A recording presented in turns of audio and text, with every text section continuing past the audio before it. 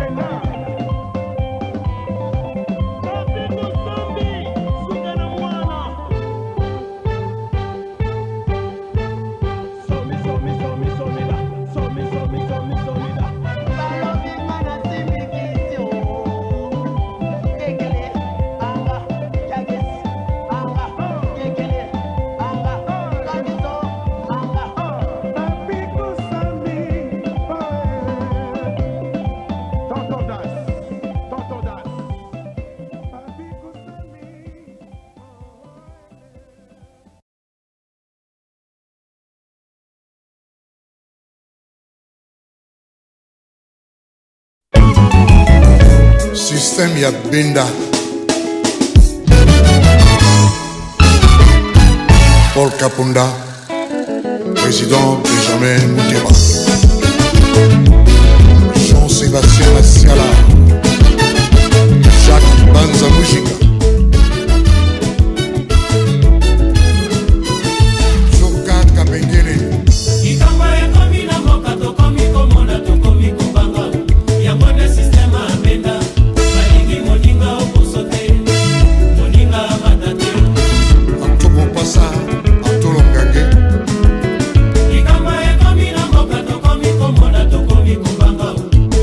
Sistema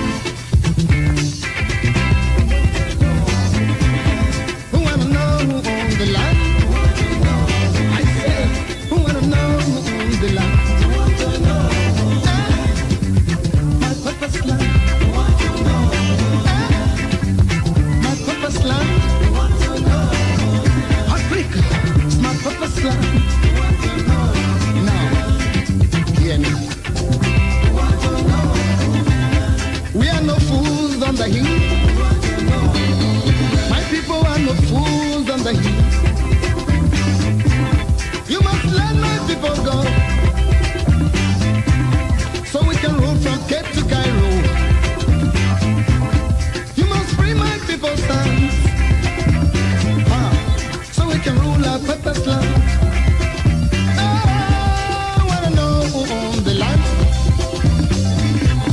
Who wanna know who owns the land?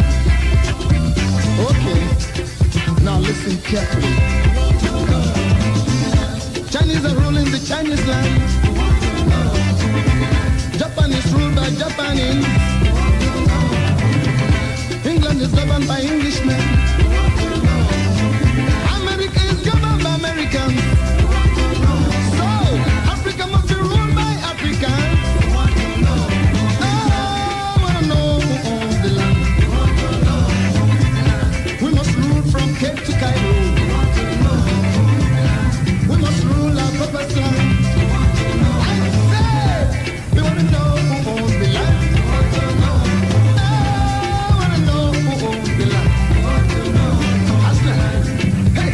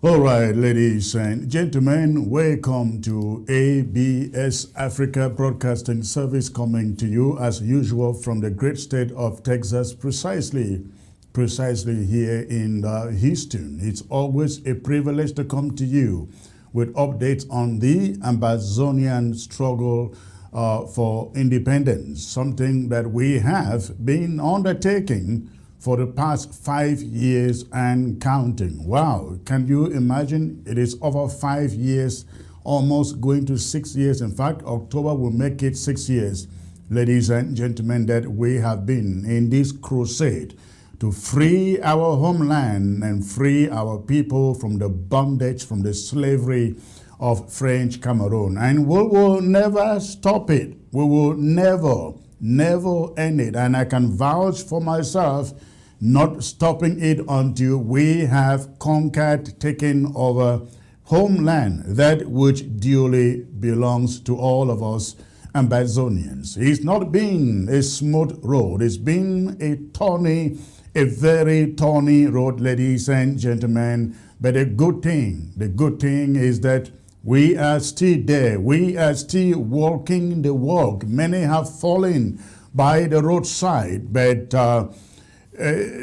the overwhelming majority of us, including you, you are still fully in it. Thank you for joining me tonight. Thank you for tuning in from ground zero, from ground one, from all of Africa, from the United States, from Asia, Europe, the United Kingdom, everywhere where you may be across the globe. It's always a privilege to come to you. As usual, please, may you quickly go ahead and hit your share button. Let us quickly populate this platform. I can see that the numbers have been jumping over 500, heading up to 600 already. But please, I want to see 1K on my screen before I bring to you this presentation proper. It is going to be very, very exciting, ladies and gentlemen. Only 2 days ago, I came to you presenting the President of the Federal Republic of Ambazonia taking over from the impeached and removed President, Dr. Samuel Sako. Unfortunately, I am coming today to withdraw that announcement, ladies and gentlemen.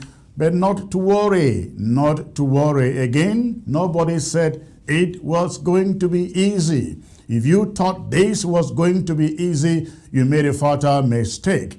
We are going into the sixth year of this struggle. And some people have gone for 10 years, some went 15, some went 20. Ladies and gentlemen, we do not see an end inside yet. What we see is a free and independent Ambazonia. That we see. How far inside, we don't see yet. But again, we see a free and independent Ambazonia, ladies and gentlemen. So please, we shall never give up. We shall never, ever cower, chicken out to La République du Cameroon and the distractors and surrogates out there.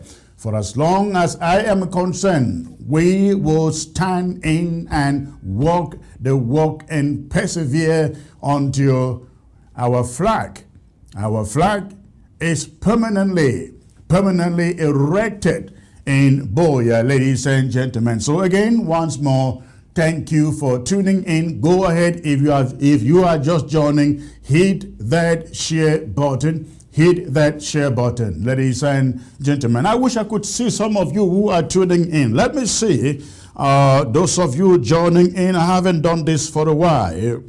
Let me see those of you who are joining in and give you some heads up as you do so. Please go ahead, you hit your share button. Go ahead and hit your share button. I'm bringing you a number of things today. I will be talking about the killings in Bamenda last night of the owner of Mawa Hotel. The owner of Mawa Hotel. I'm going to be talking about that. There is also an audio message that is circulating out there from Samuel Sako, wanting all of you out there to believe that, ladies and gentlemen, February has been a historic worst month in the history of this struggle. I agree with him, and I will tell you why. But above all, I also will be talking about the resignation of Dr. Tita Emmanuel from being President of the Federal Republic of Ambazonia. And after that, I will open the phone lines and take your calls. Please go ahead and you hit your share button. In the meantime, let me see those of you who are tuning in. Let's get the 1K before I come to you with this message. These messages, ladies and gentlemen. Desmond Fuanjo, good to see you. Mambo Peña, see you, say hello. Secretary Chris. I'd like to see those who are joining this broadcast on the social media from Ground Zero. Cynthia Williams, yes, always here. I see you. AJ, Succeed, always always here also. Triple Nelly, always here too. Says Sako is a dangerous, I missed that. Thank you. Mome Ndanga, yes sir. Peter Francis Adufa, total liberation. The total liberation of Ambazonia is non-negotiable, he says. Thank you. Please hit your share button, while I come in with this presentation. Young G Dollar, thank you for joining. I see also Blaze Tanye, yes sir, thank you. Asong Abraham, we are behind the anchor man, he says. Thank you sir. Sarah White, we must be free, she says. Jolie Jojo, always here. I see also Beck White Marcus, Anchorman is alive. Thank you, sir. Alive and not live. Charles Folifa. Hello, Secretary Chris. We are with you, he says. Thank you, sir. Nara Prima. Oh, I missed what he wrote there. I see also Tamofo. Mary. Thank you for joining. All of you, do me the favor, hit your share button. I want to see 1K in the next 3 minutes. 1K. Let's make it up to 1K. It's almost 700. Those of you joining, hit the share button, ladies and gentlemen, and let's make this Facebook grow quickly. Over 700 now. Hit that share button. I see Princess Pamela. For me, I'm always here also. Thank you. Dora. Yes, sir. Yes, ma'am. Franklin Taibe, I see you. Nzale. Clovis. Yes, sir. I see Titia.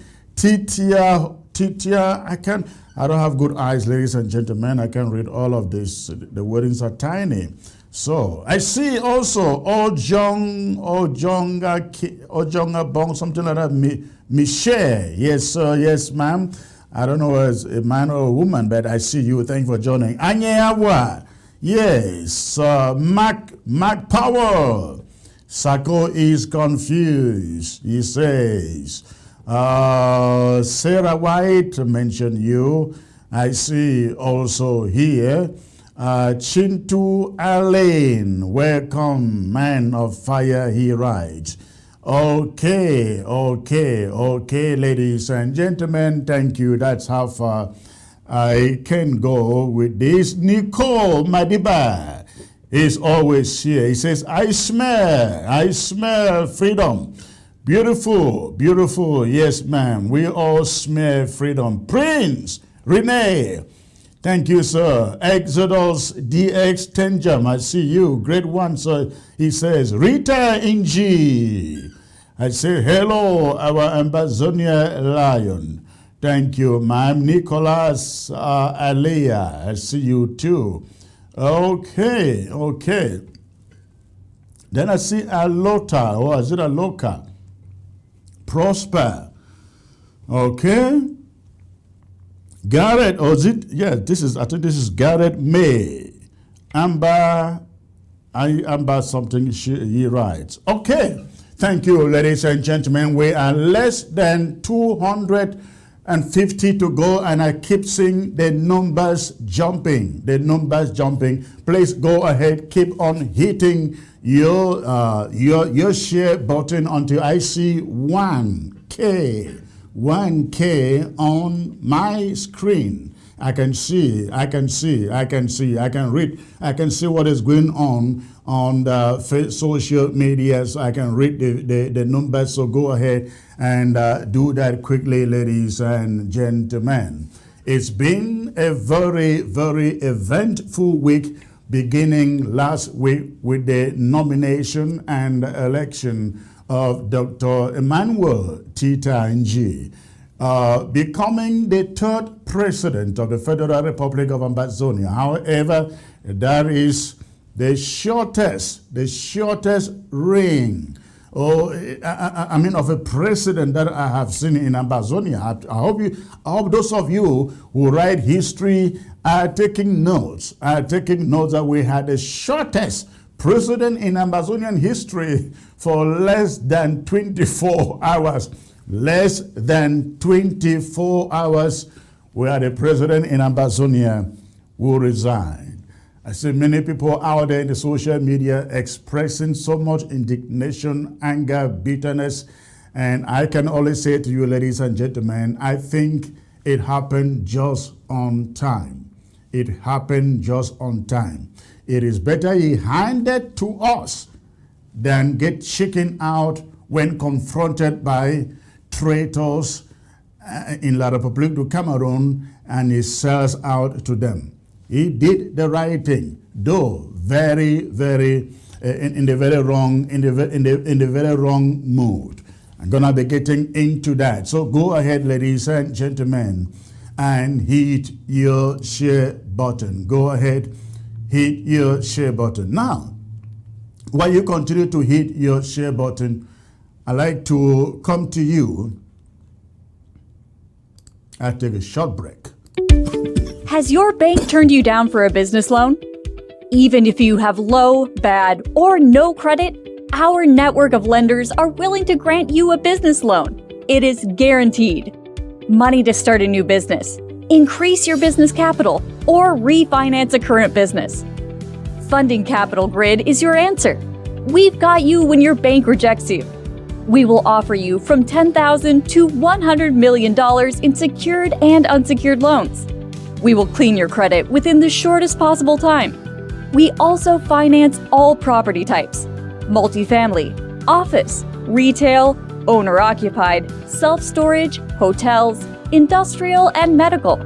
We will also finance equipment like tow trucks, office furniture, dump trucks, cargo trucks, and Caterpillars.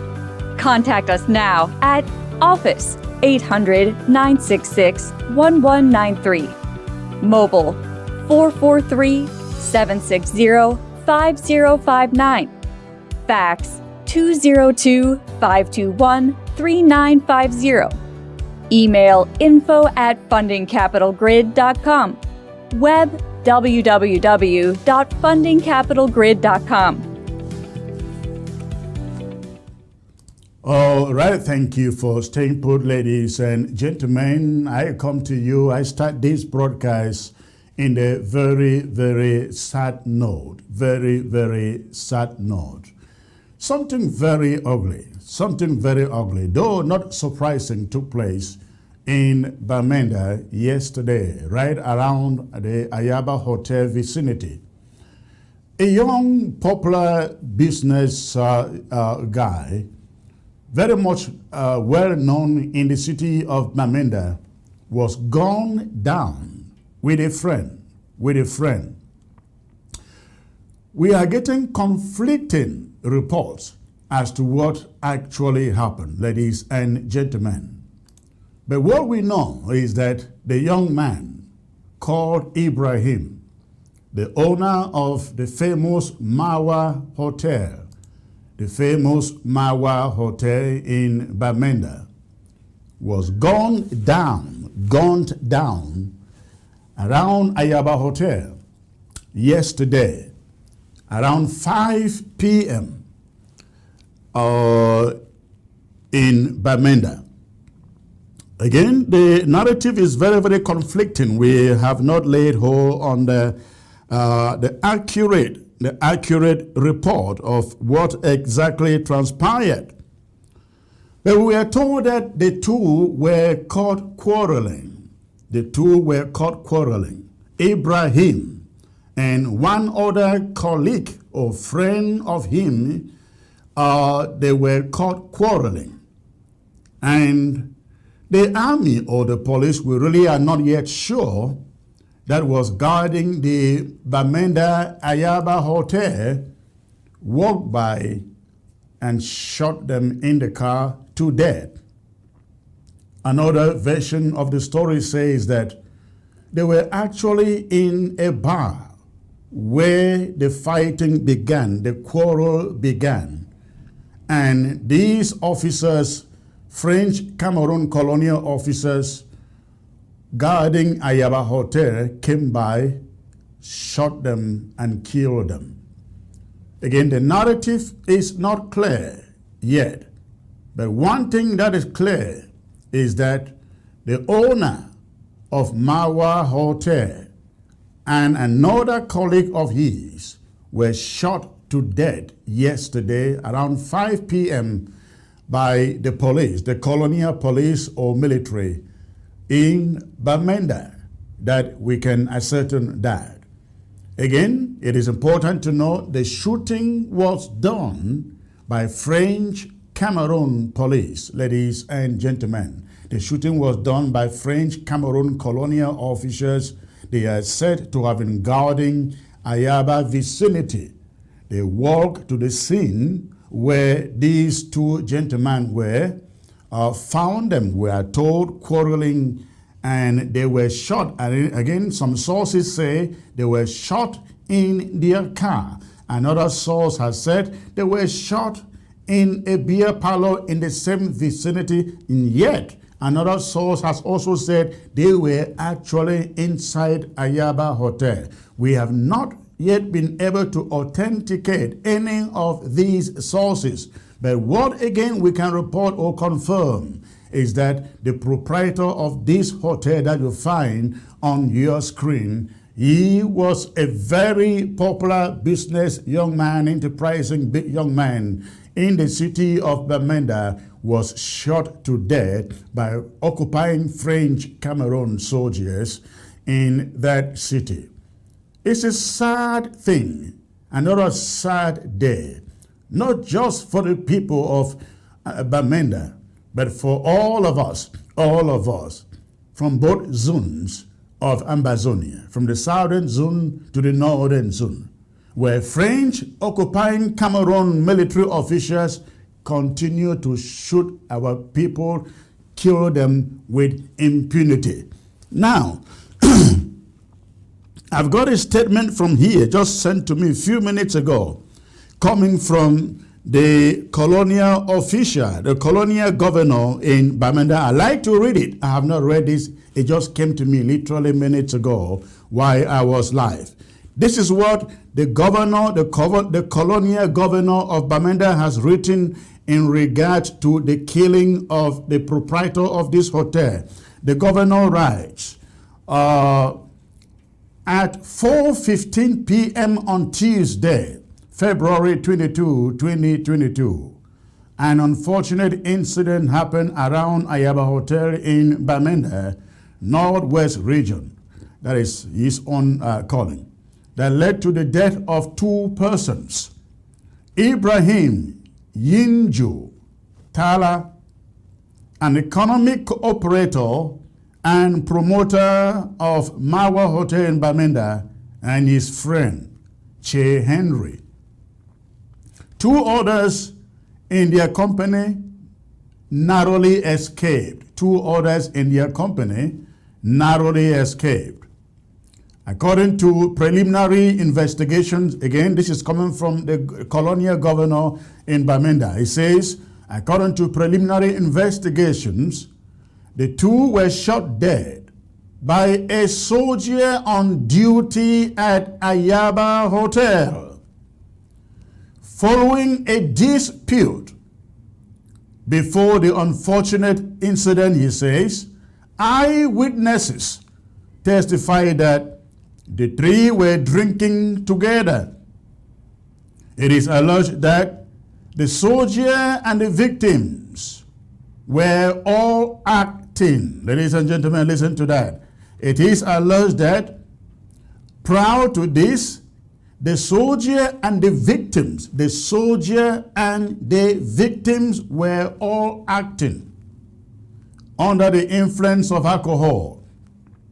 Immediately, the two corpses were ferried by the forces of law and order to the Bamenda Regional Hospital mortuary pending burial. Why the soldier who committed the act was apprehended and is presently under custody, he says.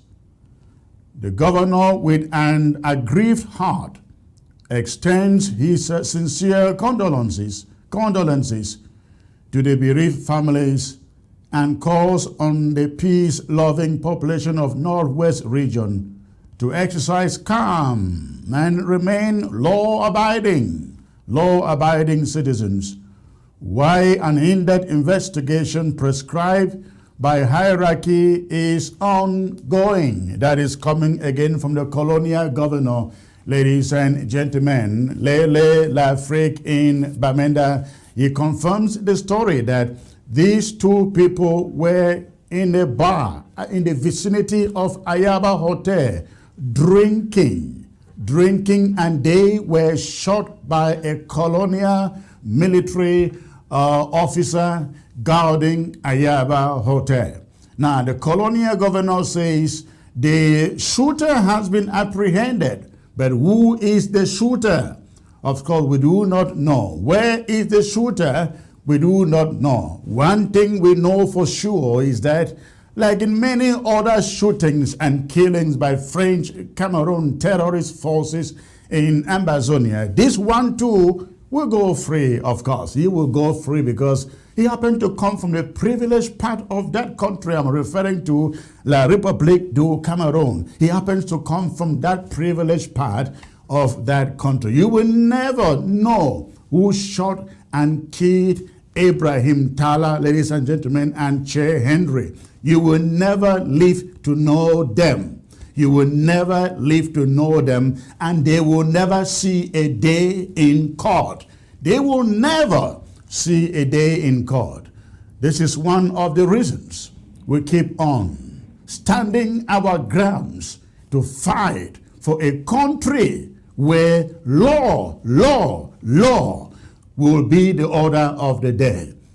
Not a country where we are ruled by slave masters and our people are slaughtered on the streets with impunity and nothing is ever done. What has happened to the massacres in Ngarebo? They said the killers were apprehended. What happened to them? We know nothing. In fact, Amnesty International and other human rights groups have been asking the same question. What happened to them? But remember, they went to Kumba. Picked up 4 boys, sentenced them to death by firing squad for the massacres in Kumba. Massacres which we know were committed again by French Cameroon soldiers. They picked up innocent boys, rushed them to trial, and sentenced them to death by firing squad. And the people who killed in Bamenda and in Ngarebo 2 years ago, they are still walking free, ladies and gentlemen. They are still walking the streets of that damn country free. Nothing has happened to them. Nothing has happened to them. Ladies and gentlemen, these are some of the reasons for which, if we think that we can surrender this war, why in the midst of this war, this injustice, they continue to crucify, to massacre our people with impunity, and we think that we can just leave it and walk away? No. We cannot do that. If we do that, Ambazonia is finished. The Southern Cameroons is finished. Everything will be done and the name will be changed. You will never hear the word Southern Cameroons talk less about Ambazonia. Ladies and gentlemen, you will never hear that again. These things should only continue to be the motivating factors, reasons for which we stand our ground until we get to Boya. All right. Having said that, I take you to another subject, ladies and gentlemen. There is an audio out there that is making the rounds in the social media, and the audio is a message coming from Samuel Ekome Sako. Samuel Ekome Sako. They impeach President, ladies and gentlemen. The audio is coming from him. Now, in that audio out there, Sako is crying foul that February happens to be a very bad month in the history of the Ambazonian struggle. Sako says a lot of things have taken place in February. He is indeed very, very correct. So many things, bad things in that matter, have taken place inside the month of February.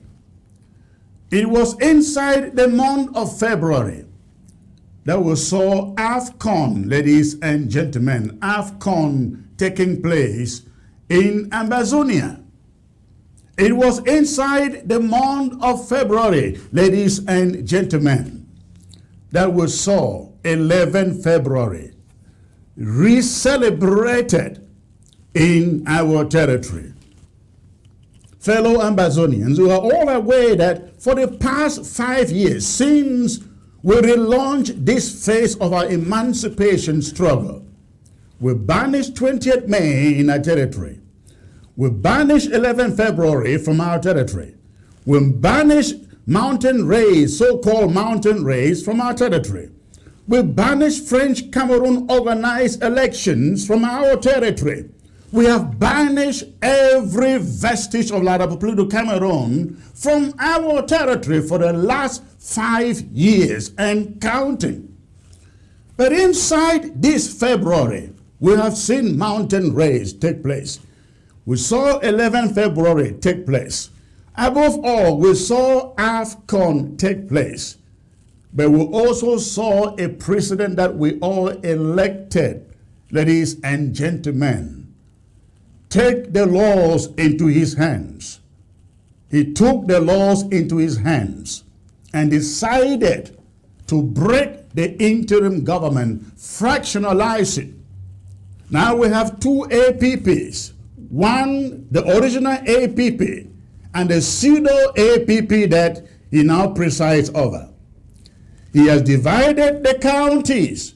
You have county chairs who are seated with him and those who say he is a fraud. They will never see eye to eye with him. Ladies and gentlemen, you have two cabinets out there. One cabinet that is in the crypto ring with him, fraudsters with him, and you have others outside who are saying it was a curse to have him, to have Sako as leader of Ambazonia for his fraudulent schemes. Then, ladies and gentlemen, all these are happening inside the month of February. To crown this up, he is impeached by the interim he is impeached by the Restoration Council. He is impeached by not just impeached, but impeached and removed by the Restoration Council, ladies and gentlemen. And so he has the guts to come out to want Ambazonians to believe. Some cool plotters, came on in the month of February and wanted to take the last man standing, as he wants people to believe. He wants you to believe he is the last man standing. He may be tried. He is the last corrupt man standing in this administration, in this government of Ambazonia, ladies and gentlemen. He is the last corrupt person standing. We defended him. We stood with him. I, in particular, defended him, stood with him, because I thought this was a harmless gentleman, a harmless pastor who could do us no bad. We all trusted him until our eyes began to get open, realizing exactly the con person, the fraudster that he turns out to be. We have said no. He will be the last fraudster leading this interim government. Ladies and gentlemen, he will be the last one standing leading this interim government. And let me say this. He keeps on addressing himself as president. Fellow Ambazonians, somewhere Ikome Sako has been impeached and removed as president of the Federal Republic of Ambazonia. And we are sending a strong message to every county chair out there still identifying with him, because in a matter of days to come, we will expose what binds all of you together. And anybody who thinks that he can fraternize with somewhere a Sako from the National Treasury of Ambazonia with Ambazonia's money, we will expose what binds all of you together. Samuel Sako is no longer the president of Ambazonia. He was impeached and removed, and anything he does is illegal, unconstitutional, unrecognizable, null and void. And going forward, we are taking every action to address it within the international media and the international diplomatic circle. We are addressing it there. We are taking it there. Samuel Sako days are numbered in whatever fraud he is trying to perpetuate right here, right now, in this struggle, ladies and gentlemen. So yes, he was right to say February was a bad month, because all the money he collected from Ambazonians for AFCON, to stop AFCON, nothing happened. And somewhere Sako has not as much as offered a single statement. Ladies and gentlemen, that's a person you call your leader. For those of you still calling him a leader, he has not as much as stepped out to use his ABC to explain to any of you what happened with AFCON. A responsible leader, even when he envisages failure, will step out in the aftermath to say, fellow countrymen, my apologies, I am sorry, we did our best, but our best was not enough, we failed, I promise you we will do better next time. Samuel Sako has not as much as stepped out one time, ladies and gentlemen, to explain to Ambazonians what happened to AFCON. What happened to AFCON? He has not. That's not a responsible leader.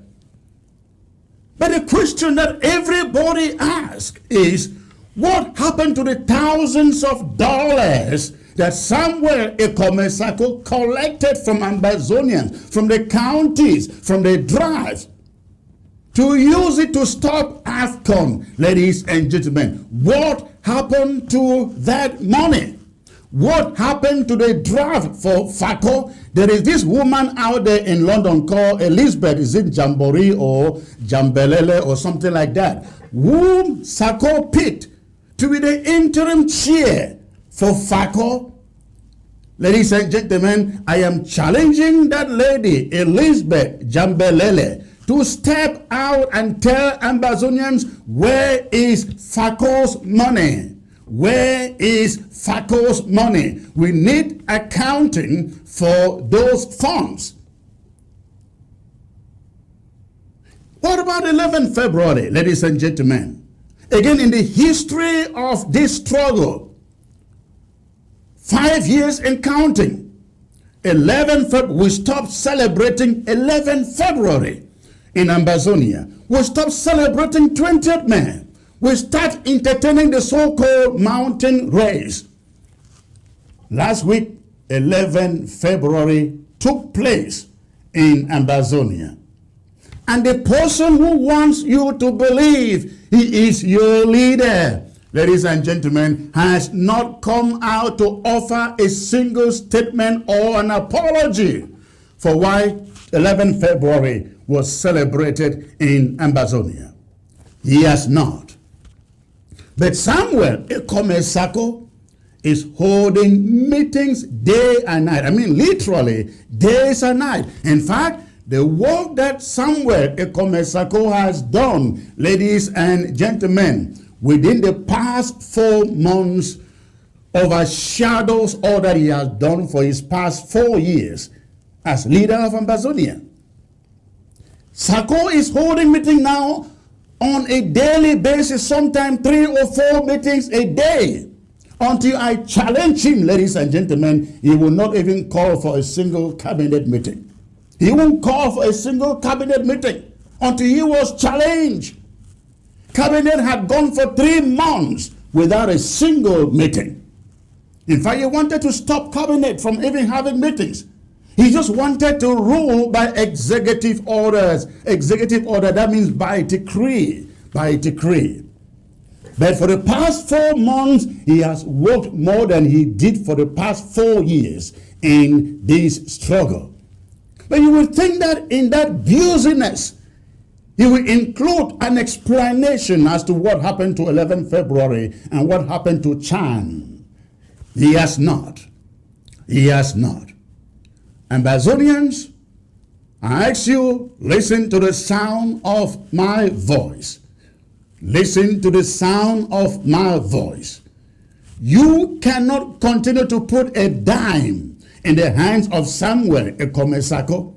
If he collected thousands, or probably close to $100,000 for FACO and AFCON, and has not as much as given a single accounting as to what happened, ladies and gentlemen. In fact, a dime did not go to the boys on the ground to save Ambazonia of AFCON. A dime did not. The fighters on the ground, they have said they did not receive anything.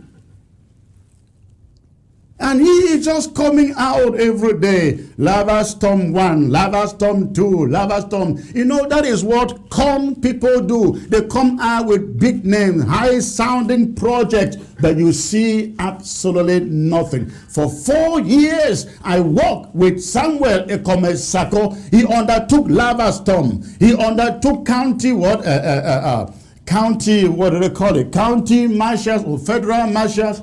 All these projects, we cannot count, we don't see one that materialized. Yet, hundreds of thousands of dollars went into this. Ladies and gentlemen, if anything Sako should be doing now, if anything Ambazonians should be demanding of Sako somewhere, Ekome, it is an audit, accountability for all the funds that went into the national treasury and all the funds that were handed into his hand. Ladies and gentlemen, if this struggle, God forbid, this struggle should go down, somewhere Ekome Sako would owe every Ambazonian an account for what happened with all the money put in his disposal. For 4 years or so, this struggle has raised not less than $3 million. This struggle has raised not less than $3 million. Ladies and gentlemen, what do we have to show for it? What do we have to show for it? We do not have anything to show for it. So please listen to me. When you receive those audios from somewhere, Ekome Sako lamenting out there as the only one who is trying to fight La République du Cameroon, ladies and gentlemen, ask him to go for an audit. We want to know where FACO money went to. We have now also learned he borrowed money from the National Treasury. I will not disclose the details here, but we are also learning that he borrowed cash, ladies and gentlemen, from your National Treasury. I do not understand how anybody put in charge of the Treasury will borrow a dime to any person in that matter, as if the National Treasury is a bank. It is not a bank. And whoever borrowed somewhere Ekome Sako money, Ambazonia's own money, from the National Treasury of Ambazonia, that person will be held to account. Whoever signed that money to him, ladies and gentlemen, that person must be held to account. The National Treasury is not a bank. The National Treasury is there to fund projects for Ambazonia. And if he has the guts to borrow money to a leader who has embezzled almost all of the money in the first place, they will have to explain. And which is the reason why I continue to tell all of you out there, Ambazonians, please, please, hold on to your money. Do not give a dime, not even CID. Not even CID. And if your country or county chairperson is one of those dining with somewhere a Sako, withhold that draft. Withhold that draft. It should not get into their pockets because they will invest it in Bitcoin. Ladies and gentlemen, they will invest it in Bitcoin. We must resolve. We cannot continue to have leaders who cannot give account to the money put at their disposal. They said Chris Anu was running away from an audit. I'm challenging them. I have been there. I want to see them. I want to see somewhere a Sako. Get out there, ladies and gentlemen. Get out there. Sit in there for that audit. Tell us what happened to my trip to Boya. Tell us what happened to draft 1, draft 2. Tell us what happened to all the 20%. Tell us what happened to all the president's basket. Tell us what happened to Lava 1, Lava 2, Lava 3, President's Corner, and so on and so forth. What happened to all those funds? And let me also add this. You are being told that some 135,000 passed through Secretary Chris Anu. Ladies and gentlemen, listen to me carefully. Listen to me carefully. That money alone was supposed to be money for farm tools we were working on. I had no idea how those farm tools were paid for. I didn't touch a dime of what went. In fact, I didn't even know when and how and who did what in paying for those farm tools. But this is what I found out. I found out from those who has knowledge of it that about $80,000 was the amount of money that was paid for that project. Now, somewhere a Sako and Frank Chinye, the Bitcoin ring merchants, they are out there making up the story that some 135,000 was paid for it. Now, if we are now learning that the actual amount paid for that project was $80,000, it means $55,000 is uncounted for. If somewhere a Sako and Frank Chinye says it was 135,000, the Treasury is there to tell us exactly what was paid for that project, then $55,000 is missing. They should come out and explain to Ambazonians what happened to the $55,000. Ladies and gentlemen, crooks. All right, this is very, very important. Fellow Ambazonians, we are about to restructure this interim government. We are about to restructure this interim government. I promise you, I am not leaving this interim government. I am not about to see this interim government destroyed, because if anything at all has happened on ground zero, it is this interim government. We still have fighters on the ground because of this interim government, ladies and gentlemen. And we are about to make sure, this interim government is restructured, and we have even a better organized fighting force on the ground. But you cannot do so with a man you find on your screen. He is dangerous. He is dangerous to this struggle. You cannot do so with him. I say so, ladies and gentlemen. All of you know I defended him. I stood with him until I found out he was a con man. Yes. He goes to Brazil. He goes to Brazil to launch his books. And he tells Ambazonians he's going there for diplomatic mission. He calls all over the place. Get money from like 2, 3, 4 different 5 groups. And he tells them he is using this money for diplomacy. But the diplomacy is to go there and launch his book. But that is not what I want you to know. You guys have seen the video footage out there.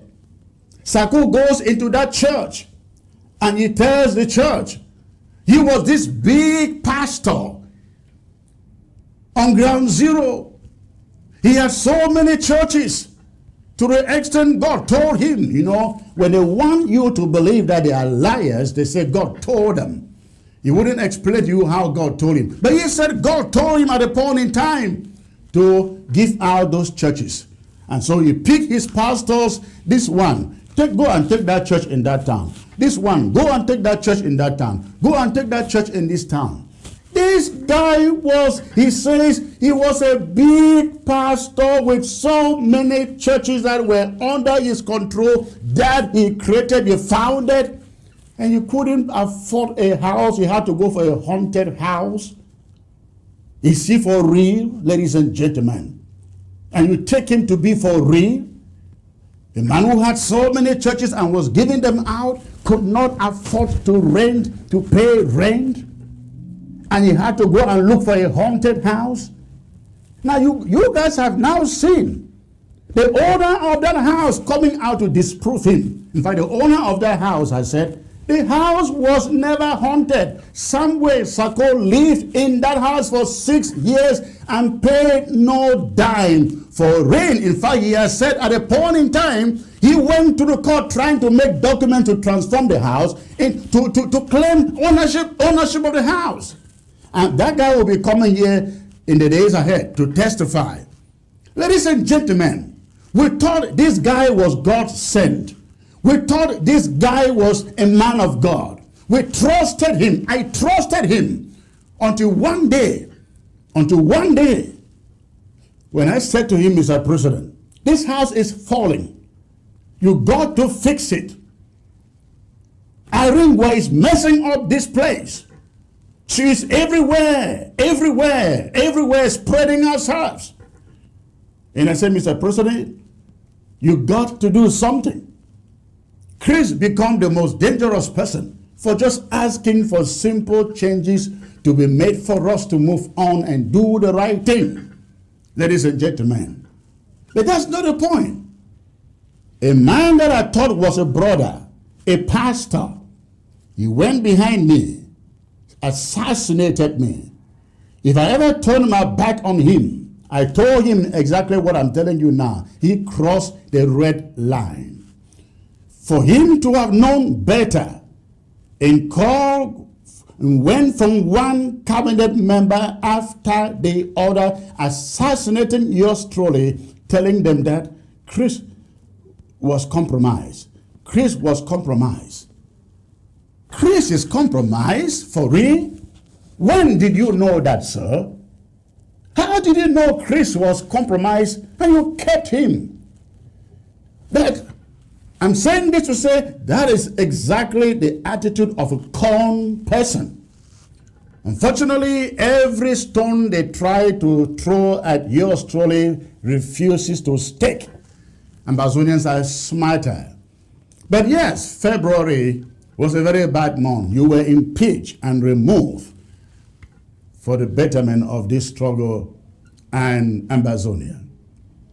Fellow Ambazonians, I'm going to come back very shortly to bring you a presentation on the resignation of Dr. Emmanuel Tita. I will be coming back to you right away to bring you that presentation. Please don't touch your remote. I'll be right back. Would you pay $1,000 to advertise on TV for 1 hour per week for 12 months or for a full year? You pick a day, on Sunday or Saturday. ABS knows Africa and have a viewership that covers it from Cairo to Cape Town. Call us today to find out more about this offer. Your ministry, church, business, nonprofit can benefit from this. Call us today before the spots are all taken. Would you pay $1,000 to advertise on TV for 1 hour per week for 12 months or for a full year? You pick a day, on Sunday or Saturday. ABS knows Africa and have a viewership that covers it from Cairo to Cape Town. Call us today to find out more about this offer. Your ministry, church, business, nonprofit can benefit from this.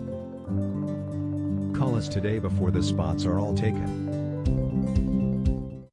Would you pay $1,000 to advertise on TV for 1 hour per week for 12 months or for a full year? You pick a day, on Sunday or Saturday. ABS knows Africa and have a viewership that covers it from Cairo to Cape Town. Call us today to find out more about this offer. Your ministry, church, business, nonprofit can benefit from this. Call us today before the spots are all taken.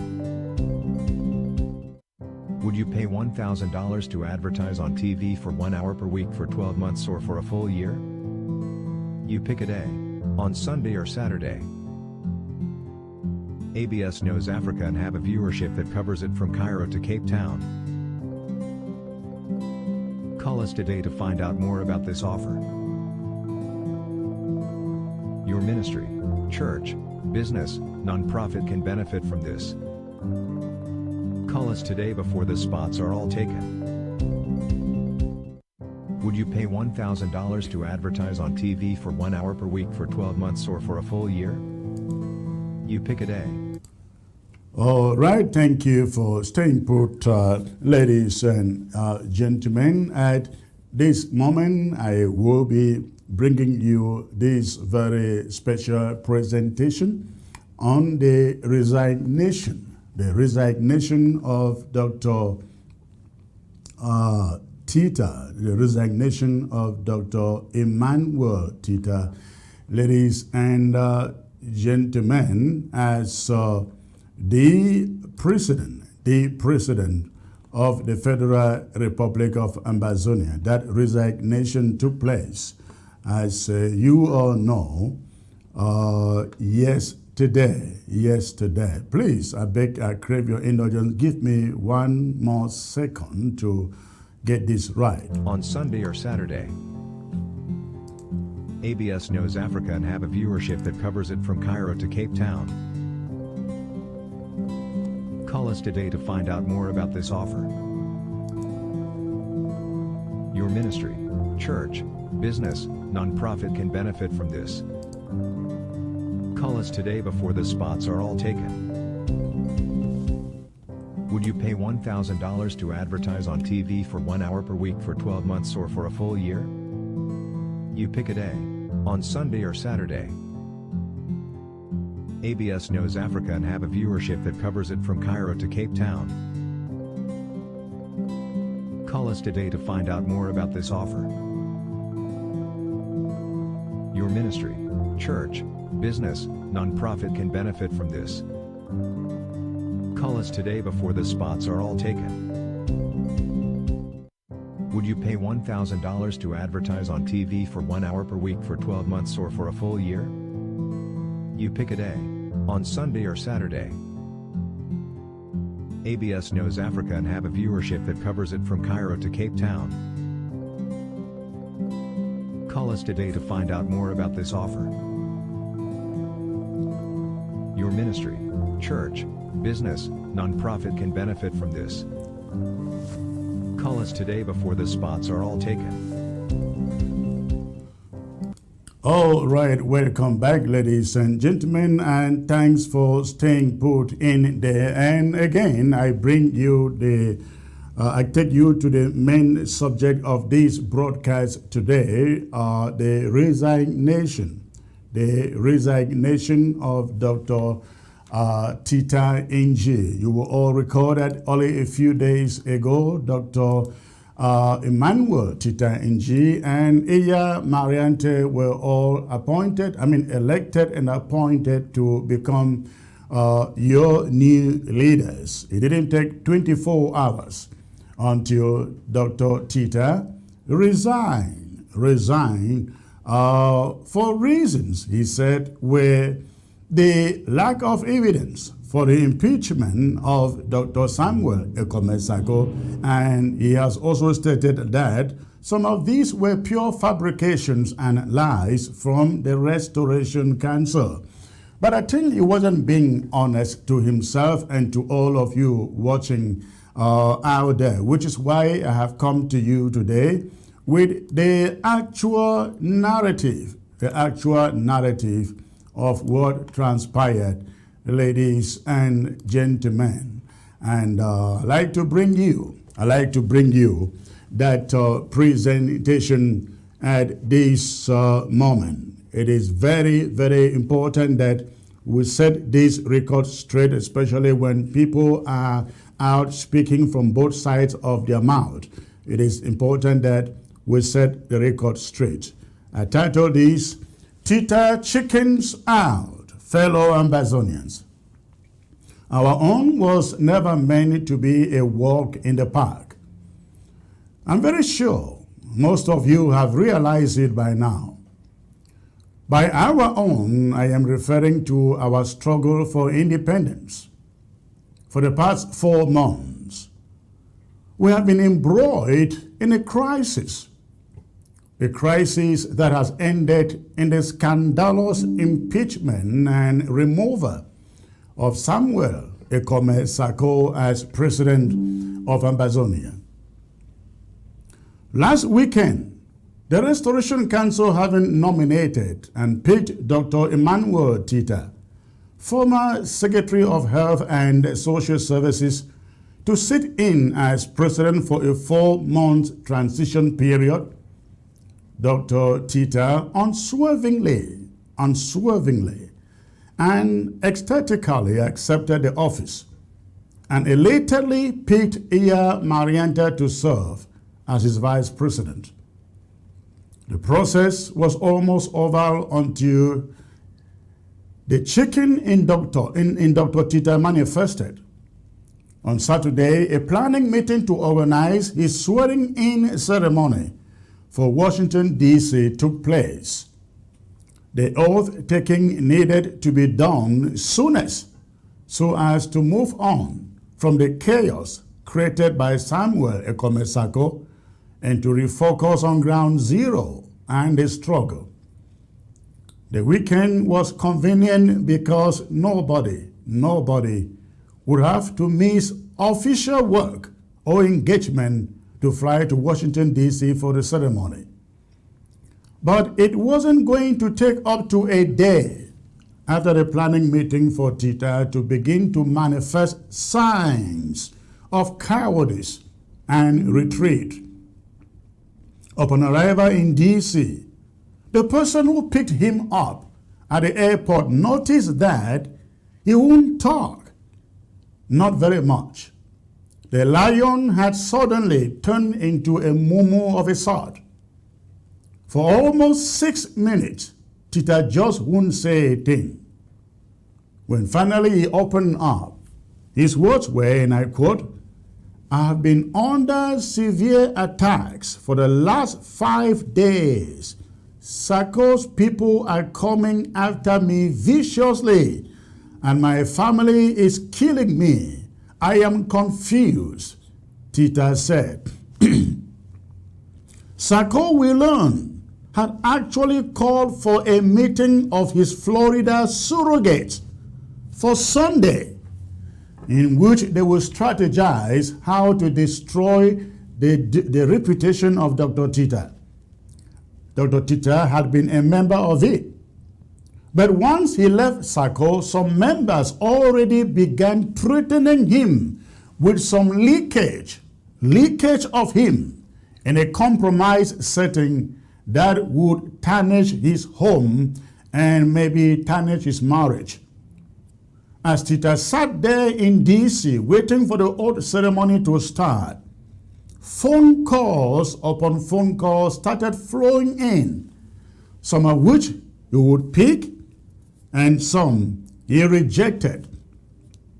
Each call appeared to have mounted more pressure on him and increasing the uncomfortable looks on his face. And then he began to cave in, first suggesting that the swearing in be postponed for a full week, and secondly, intimating that he had not asked permission from his wife and family and daughter before accepting the nomination. He said he didn't know Sako was going to unleash such level of attacks on him and his family. These shenanigans made the day uncomfortably really long in countless efforts by those present to speak sense to him and to get him refocused. When he finally took the oath, it was clear that it was a different Tita taking the oath, not the jubilant and enthusiastic Dr. Tita who had accepted the nomination. When on Tuesday he circulated a resignation letter, it was therefore no surprise to those who had encountered him in Washington, D.C. The only surprise here are the reasons he states in his letter of resignation, which are quite contrary to those he gave in Washington, D.C. In D.C., he was categorical that his family and the attacks being launched against him by Sako and his surrogates were the problem. His resignation letter doesn't say so, at least not in any way easily observable. In the resignation letter, he resorts to indicting the Restoration Council, questioning them on the veracity of the evidence with which they impeached Sako, and at one point, he summarily states that the impeachment was done out of sheer hatred for Sako. He writes, and I quote, "I have some alarming discoveries which have caused me to reconsider my judgment today. My conscience," Tita writes, "will not allow me to continue in what I consider an enterprise of hate that has the propensity to destroy our struggle for a free homeland." End of quote. Tita continues, and I quote again, "I discover after close observation and investigation that most of what Chairman Kominta and his group, he writes, based their so-called impeachment on were innuendos and fabrications. I was not given a single credible proof," Tita writes. "And from the integrity of my heart," he says, "I have decided that I won't be part of a project founded on lies," he wrote. Ladies and gentlemen, if anything is fabrication, it is what you read from Dr. Tita. If he was so interested in knowing the evidence, how could he be demanding for it only after his nomination and election?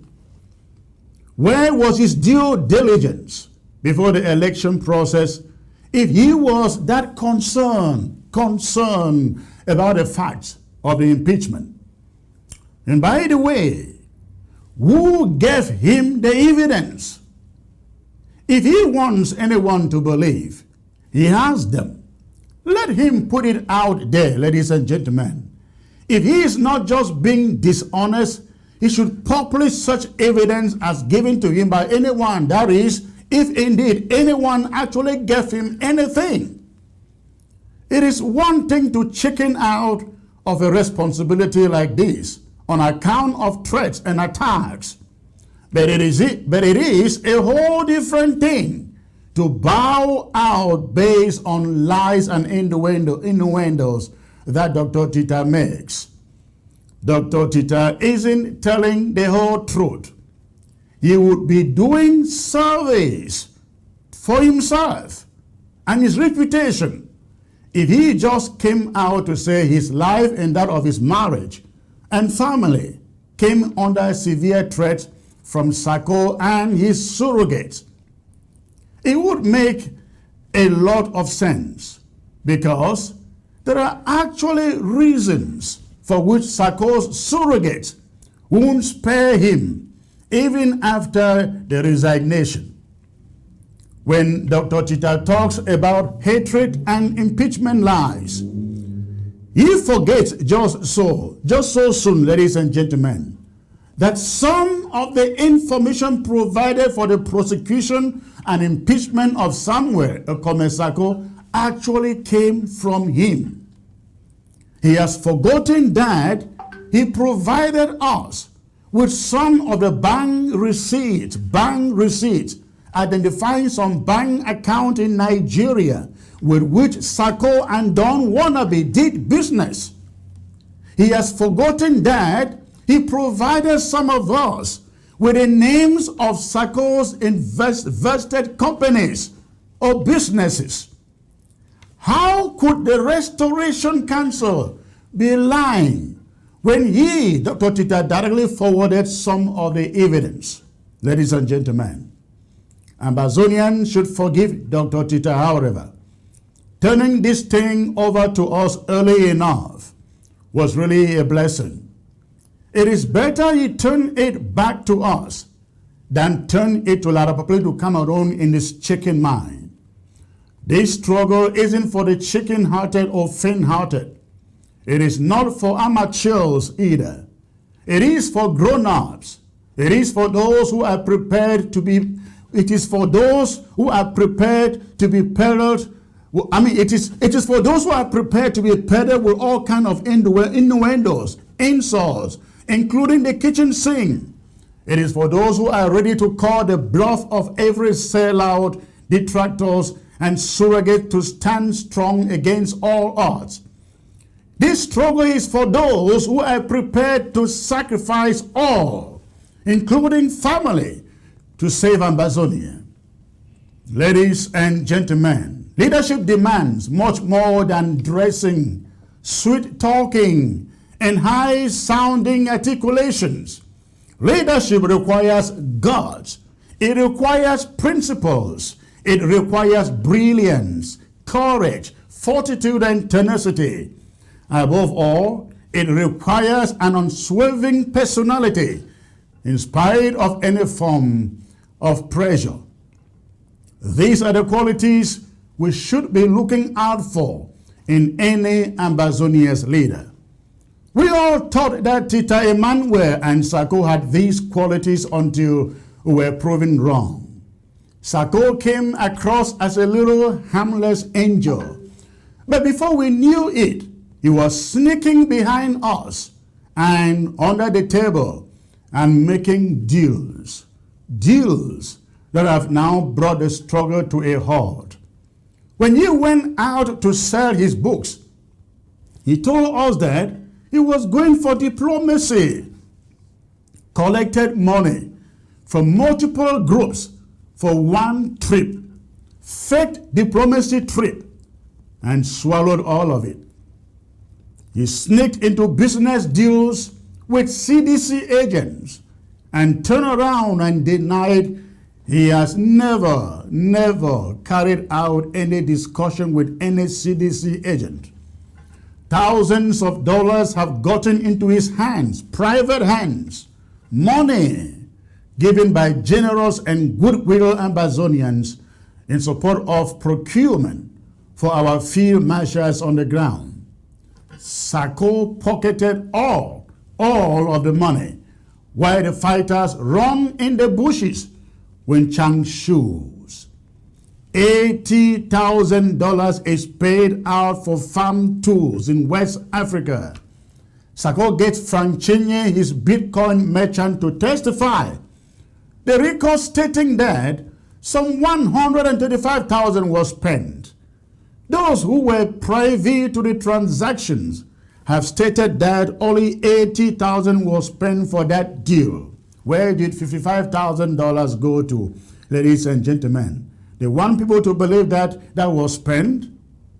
Well, this isn't the moment I am going to delve into this data. But I thought Ambazonians should get to know the fraudster.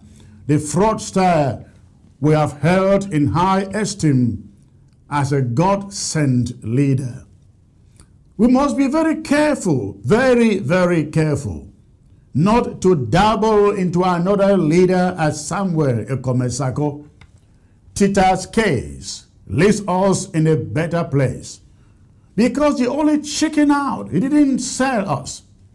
We will have no regrets about his resignation.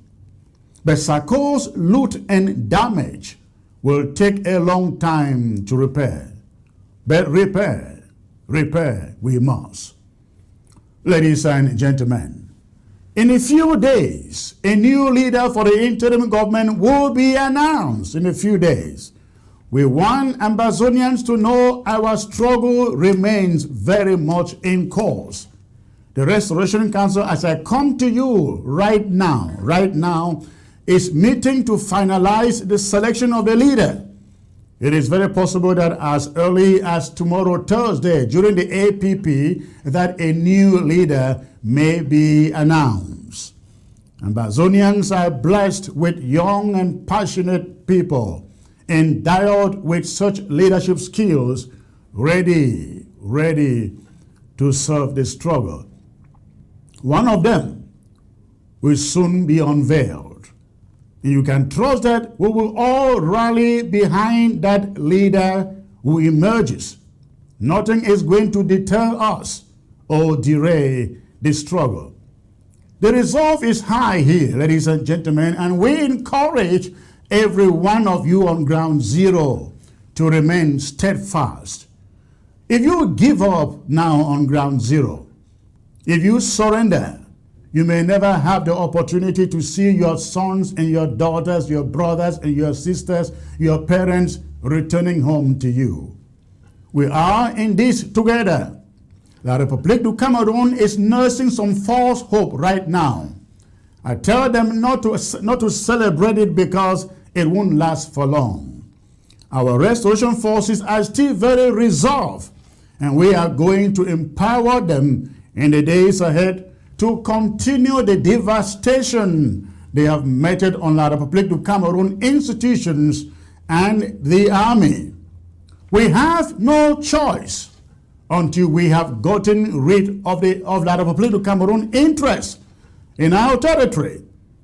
Stand firm and don't forget, nothing good comes easily.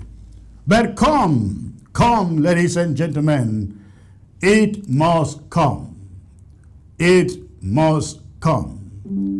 And that was my monologue to you, ladies and gentlemen, on the resignation of Dr. Emmanuel Tita from the scene, having been made president of Ambazonia. Now, for your information, Marianta is still standing in.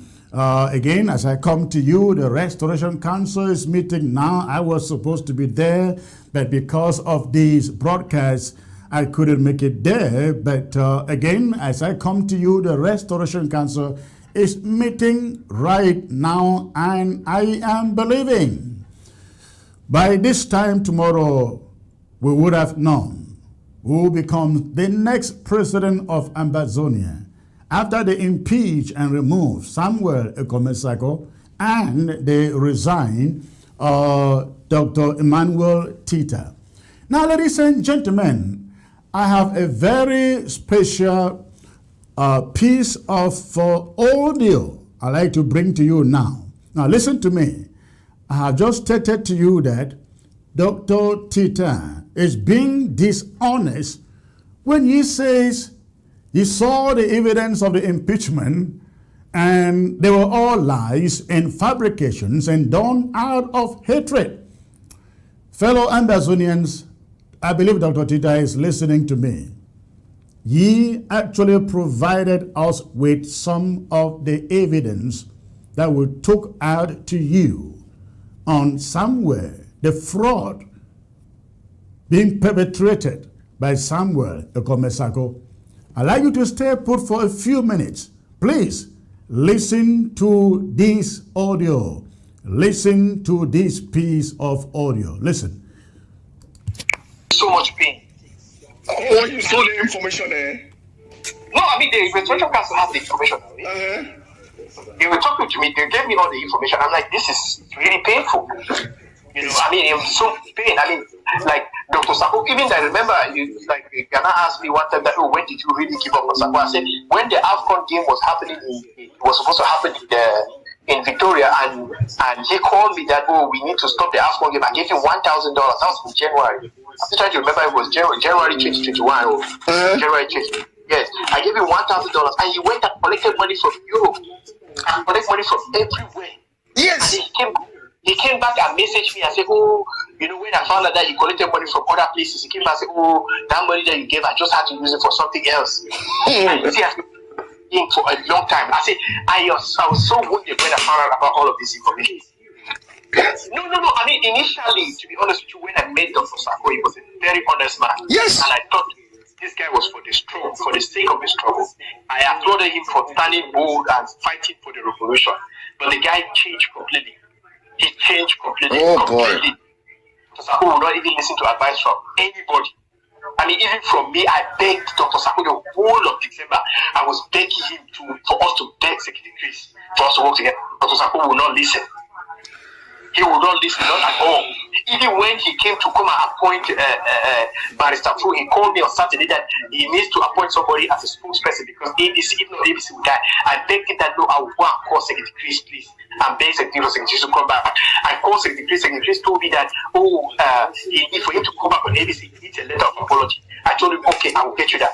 I told Dr. Sako that. Dr. Sako said, who is going to write it? I said, don't worry, I will call the Deputy Secretary in communication and we will figure this thing out. I called Chief Uben, that was one of the deputy secretaries in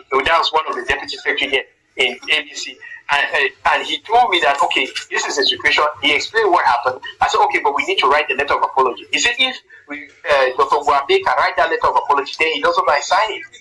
I called Dr. Ngwambe. Dr. Ngwambe accepted that he was going to write it, but he's getting into a Bakun meeting, so that should be done in 3 hours. We should write that. I mean, I tell you, 5 p.m. our time here in Florida. I was there at the mall. Yes. In my family, all of a sudden, when we are waiting there by 6 p.m., we'll start writing that letter. All of a sudden, Dr. Sako has put out and communicated that Barrister Fu is now the spokesperson. If I tell you, say, one day I'll be vexed, that day I'll be vexed. When I tell you, say, I'll be vexed sometime, that day I'll be vexed. So why don't put in so much time when we can't solve this problem? Dr. Sako. Just twist us on. Just spoil the whole thing. No, I said it. I said it in the Restoration Council meeting yesterday that I'm really sorry about all the blackmailing that has gone on with the Vice President and Secretary Chris. It's because Dr. Sako knew that if they were to conduct an election, these are people that will challenge him, and he will not be able to win. He knew that. So for him to protect his interests, he went after them to blackmail them. Dr. Sako really doesn't do anything for the struggle. He's sitting there as the president. What does he do? I know. He does not call the board to try to coordinate anything. He does not call the refugee. He has no idea what is happening at the level of the refugees or our boys on the ground. You know. Oh my brother. Let's rescue our country.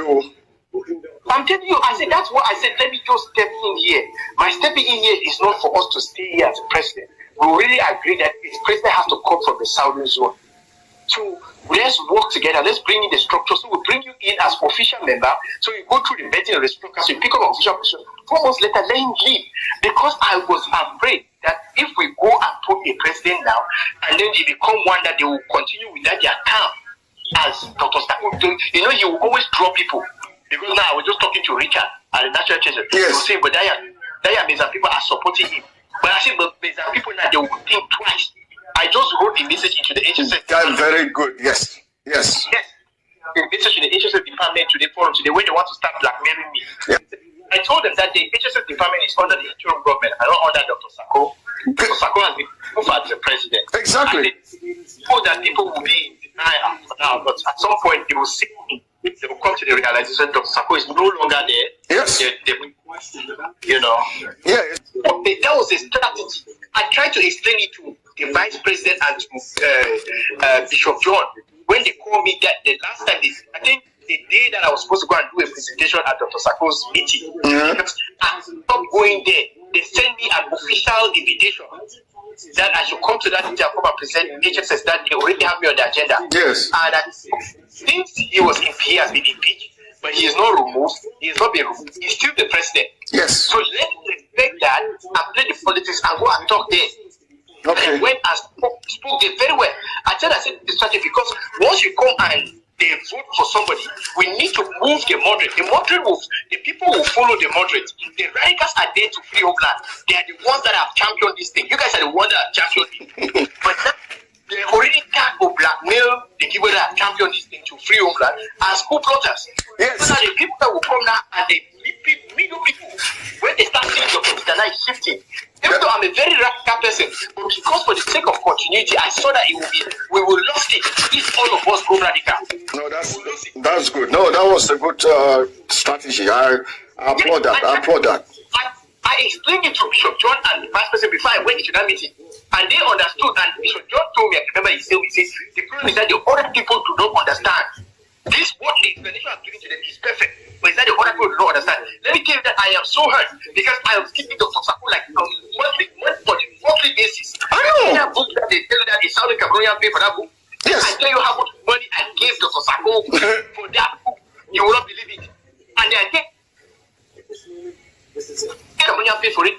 I did not attest. I did not go to the Restoration Council to confirm or attest to any of those allegations. And when I know that there's so many of them that I can take in my box that this is true, this is true, this is true.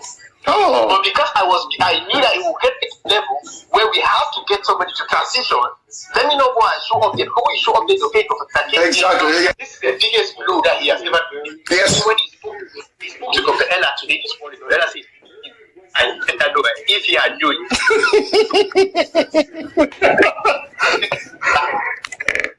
I think Dr. Ella said he would have listened to that back.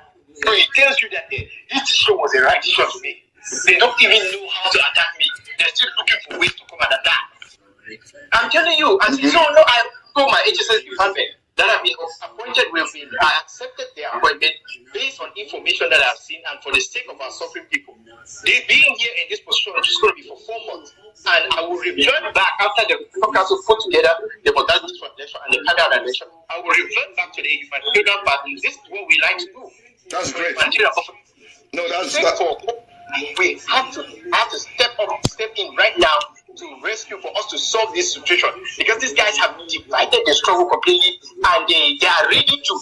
I mean, this is what you know. This is how you know that this guy did not mean well to the revolution. Even if he's seeing the revolution be humble, he doesn't care.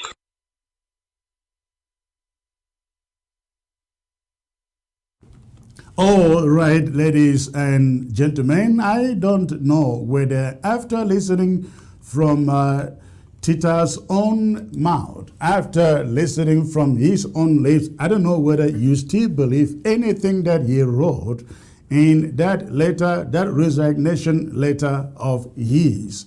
You can now, after listening, agree that this guy, I don't know how to put it. But he's just chickened out because of this threat.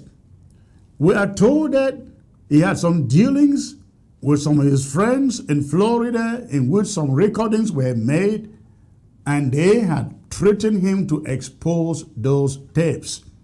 He was threatened with the tapes, and he went out, put out a resignation statement, and instead of telling people exactly what went wrong, what happened, he says the Restoration Council made up evidence. The Restoration Council lied. The Restoration Council did this out of hatred. It is pathetic. It is shameful, ladies and gentlemen. Right now, I am being joined by the one and only Reverend, that name is going off my mind. Reverend, please, centralize yourself on the screen. Centralize yourself on the screen. Apostle Chan, yes.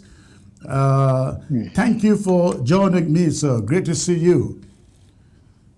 The pleasure is mine, Secretary Chris. And salutations to ABS viewers on Ground Zero and here in diaspora.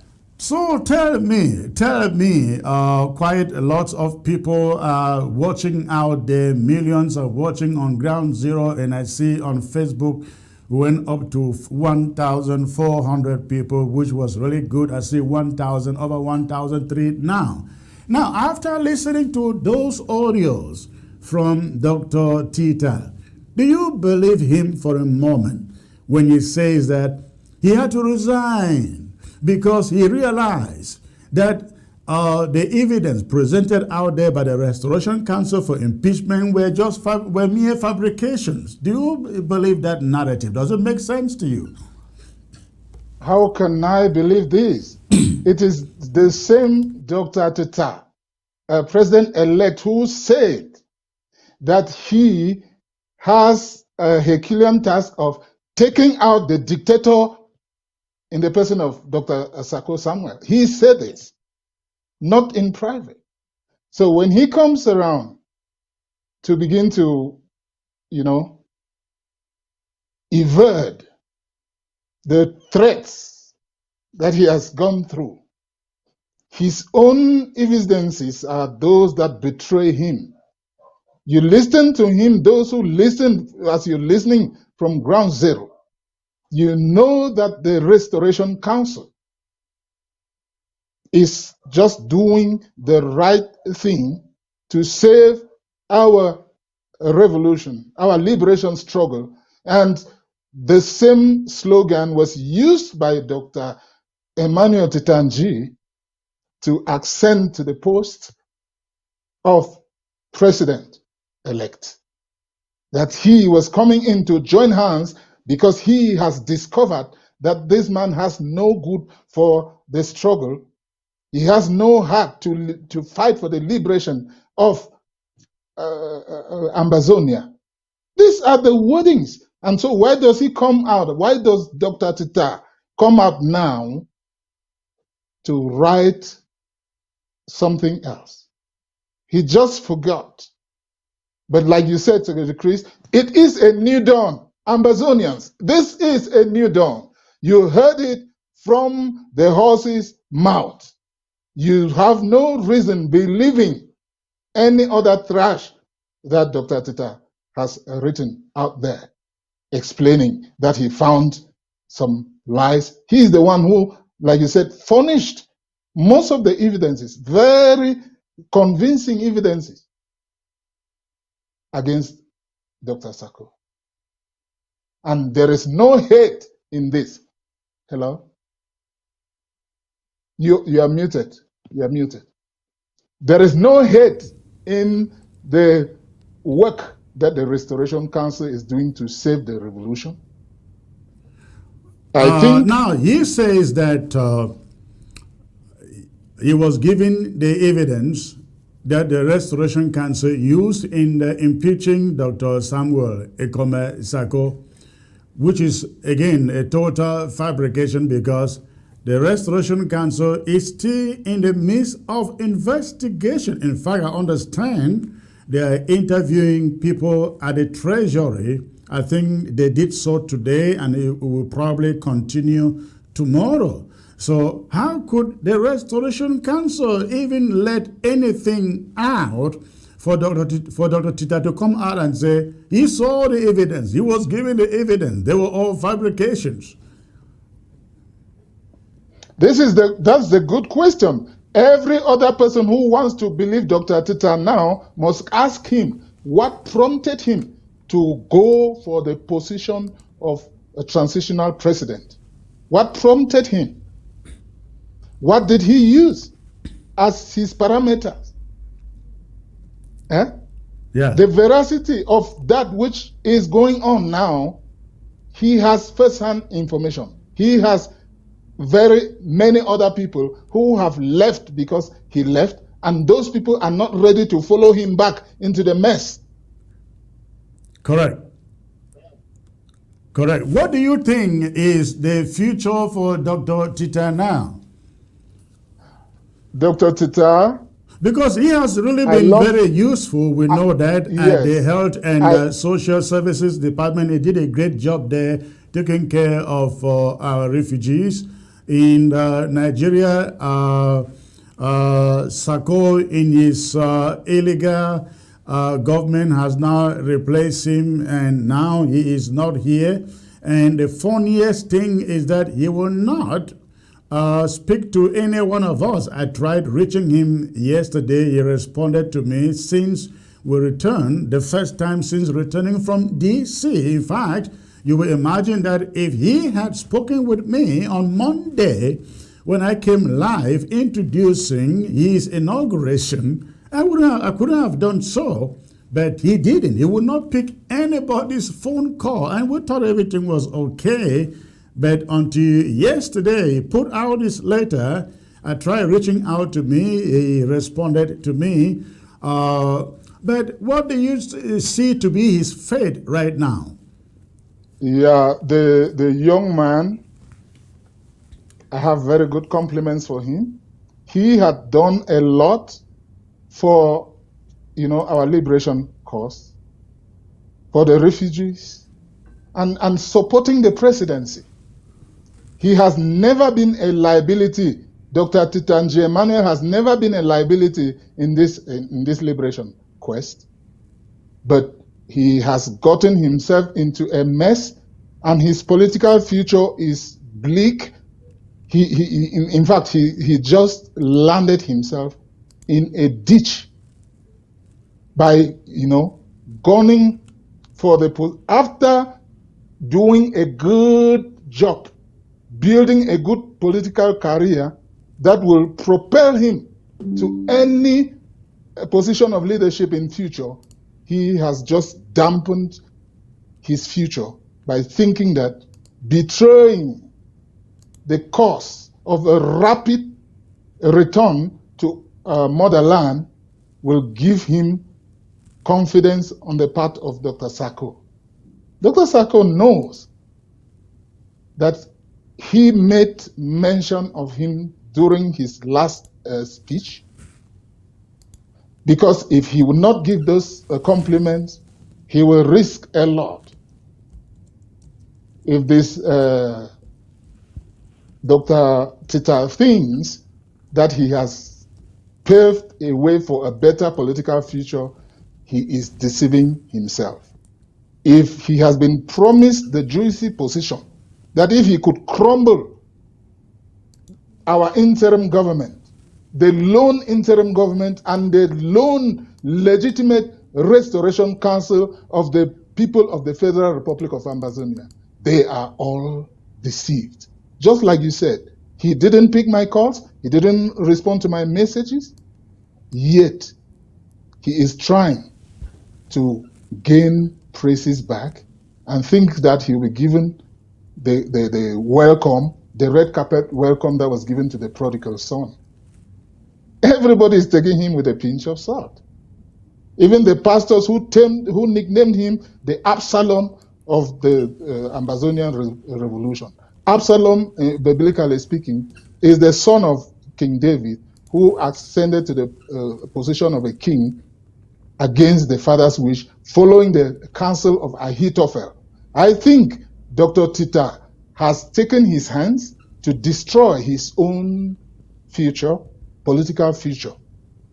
Let him do well to stay, but we thank God for letting this happen, because he would have surely handed the Federal Republic of Ambazonia into the waiting hands of the Republic of Cameroon. Now, as you can imagine, Sako guys are out there celebrating and salivating for Tita's resignation, as if he is the guy who was going to make it and stop the chaos on his side. You think that is going to change Ambazonians' minds at all as to who they consider Sako to be? Not at all. Not at all. You know, it is believed that many people, like us, colleague pastors, were into a clique with Dr. Sako to spoil this revolution. But some of us have simply been following him based on the nomenclature of the clergyman, the ontology of the profession.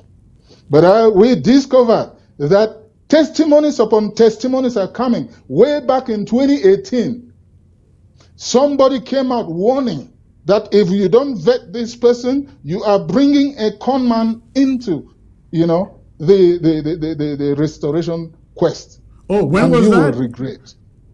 2018. Okay. And he brought a lot of revelation which resonates with what the man of the house, bedroom house, just corroborated. If people had listened, and that's if the candidacy of Dr. Sako didn't carry the title of pastor, I think people would have taken that with a pinch of salt. But they just went in, say a man of God will surely fear God. He will surely receive the blessings of the Lord to deliver the people. And so when the hands were extended to us, we followed in that line.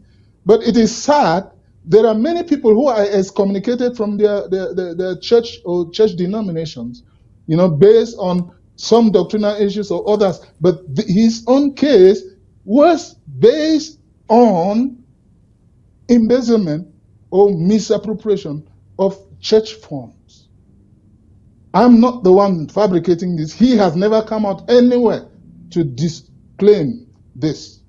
And the person who should have helped him out is my senior colleague, Reverend Pastor Commando Ivor. Yeah, that is, But it's yet very they went unfortunate when Brazil. you mention the Reverend Commando, the Reverend Victor with the hypocrisy. You see them manifesting out there, very shameful of men of God to be out there standing behind what they know. I will call it immorality of the first order for a person considered a pastor doing what Sako is doing out there with Ambazonian people's lives. And these pastors, Commando and Victor, they are out there pretending as if, no, they're all fabrications too. If they were fabrications, where those churches? The Reverend Commando should have known. The Reverend Commando was right. In the same denomination in that Nigerian pastor's church. Reverend Commando was sitting in that church in Brazil when Sako stood in front of him, lying to the congregation that he had so many churches on ground zero that he had to, the Lord, told him to give them out to his sons. And he gave them out, he passed them out there, but he could not pay his own rents until he had to look for a haunted house. Commando was sitting in his face, and he said nothing. Yes. And Secretary Chris, he didn't only mention churches that he handed out, he also said he handed out Bible schools. Right there. Okay, I didn't get that one. How can a man I'm not the one handing out Bible schools? Because he heard this, and then he said, my son, you take this church, my other son, take the other church in that place, and then you take the Bible school, and you do. These are things that a reverend pastor said, and so he had to give out his churches and stay in a haunted house, and the same pastor is alleged to have gone to a printing press trying to buy fake receipts to impress the court and litigation that he bought books from the press, and the owner of the house has destroyed those books. Right, the owner of the house, or at least the agent, the guy who you saw in the video, has told me they went to court. Sako had gone to court trying to make documents to claim the house because the owner of the house had died. The caretaker was very old and flown to the U.S. for treatment. And Sako felt like nobody is coming for the house and started doing documentation to change the house into his name. He started restructuring the house into a church and a school and a living home. He was living there, he was doing church in there, he was doing school in there, until this caretaker, this young man who have the audio, the video out, showed up and said, why are you changing the structures of the building? And you are not allowed to do that. So he took him to court, and the court evicted him. Even when he was evicted, he did not leave. He did not leave. So what this guy did, they went and bought hundreds of bags of cement, came and deposited it at the center of that house for some construction to be done. It was then Sako thought that the only way to deal with these guys was to go down to Down Beach, where you have Cosmos book publishers, get some fabricated receipts to the tune of, is it 3 million or 3.5 million, to the effect that those men deposited in this property destroy his school books worth 3.5 million. And Cosmos said, no, we cannot issue you those kind of receipts. You never bought any books here. That was how you finally left that property. But he is the one out there preaching in the crowd, telling the crowd he passed out his churches. In fact, the landlord, the caretaker, had said there were only about 3 women with their children who were worshiping there. The school was just made up of a few kids who were coming around. So I don't know how he expects people to believe him in anything he does and say with this kind of background that is now coming up. And let me tell you, you cannot imagine how many messages, testimonies I have received from people on ground zero in Victoria, Tico, who says they were duped of their money by Sako in one credit union that was created by Deeper Life, and I think they said he was in charge of it. They came up one day and the credit union was shut down and people's money gone, just like that.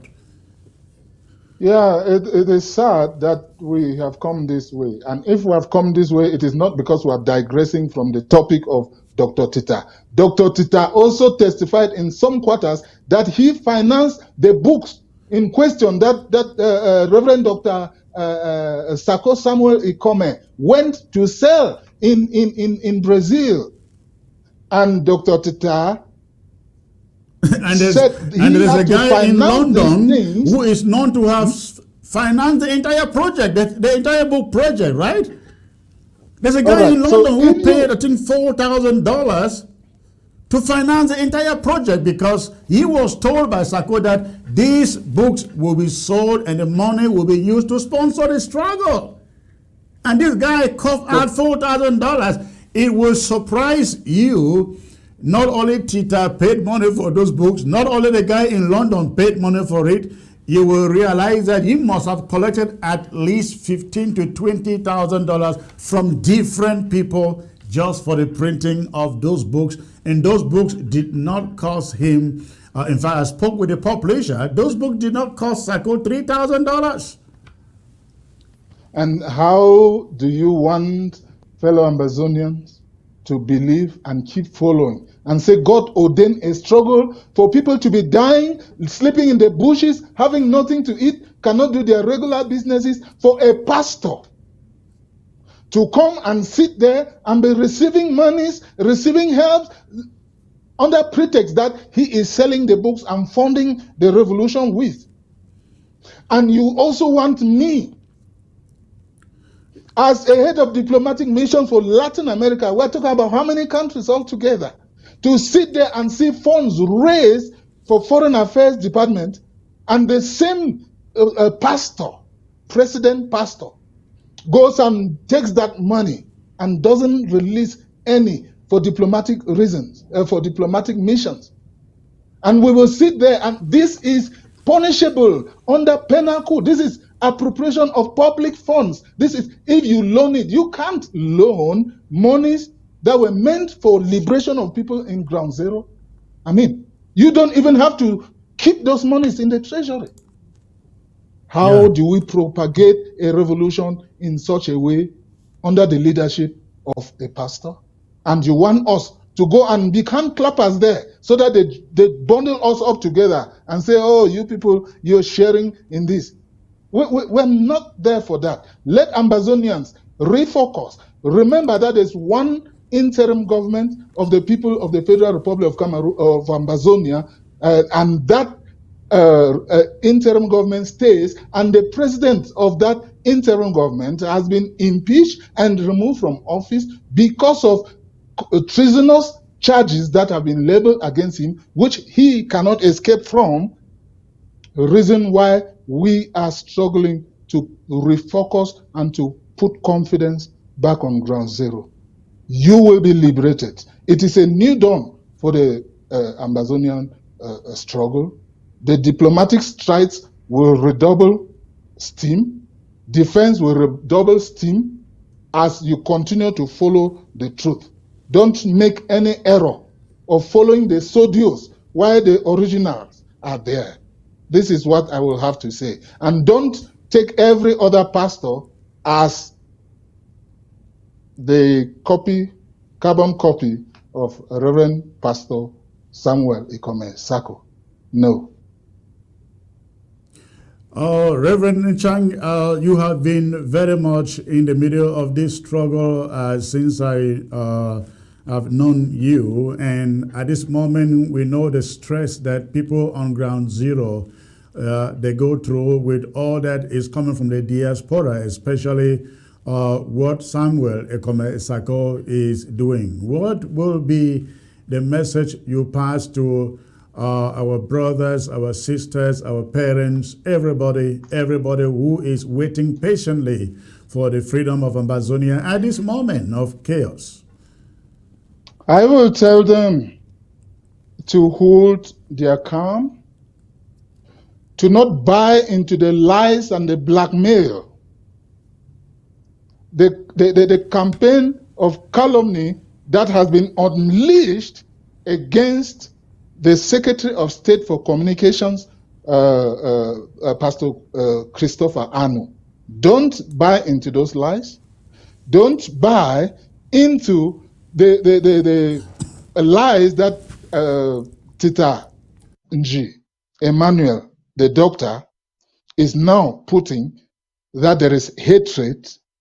Don't buy into the lies that there is some coup plotting that started last year or year before last to oust Dr. Sako.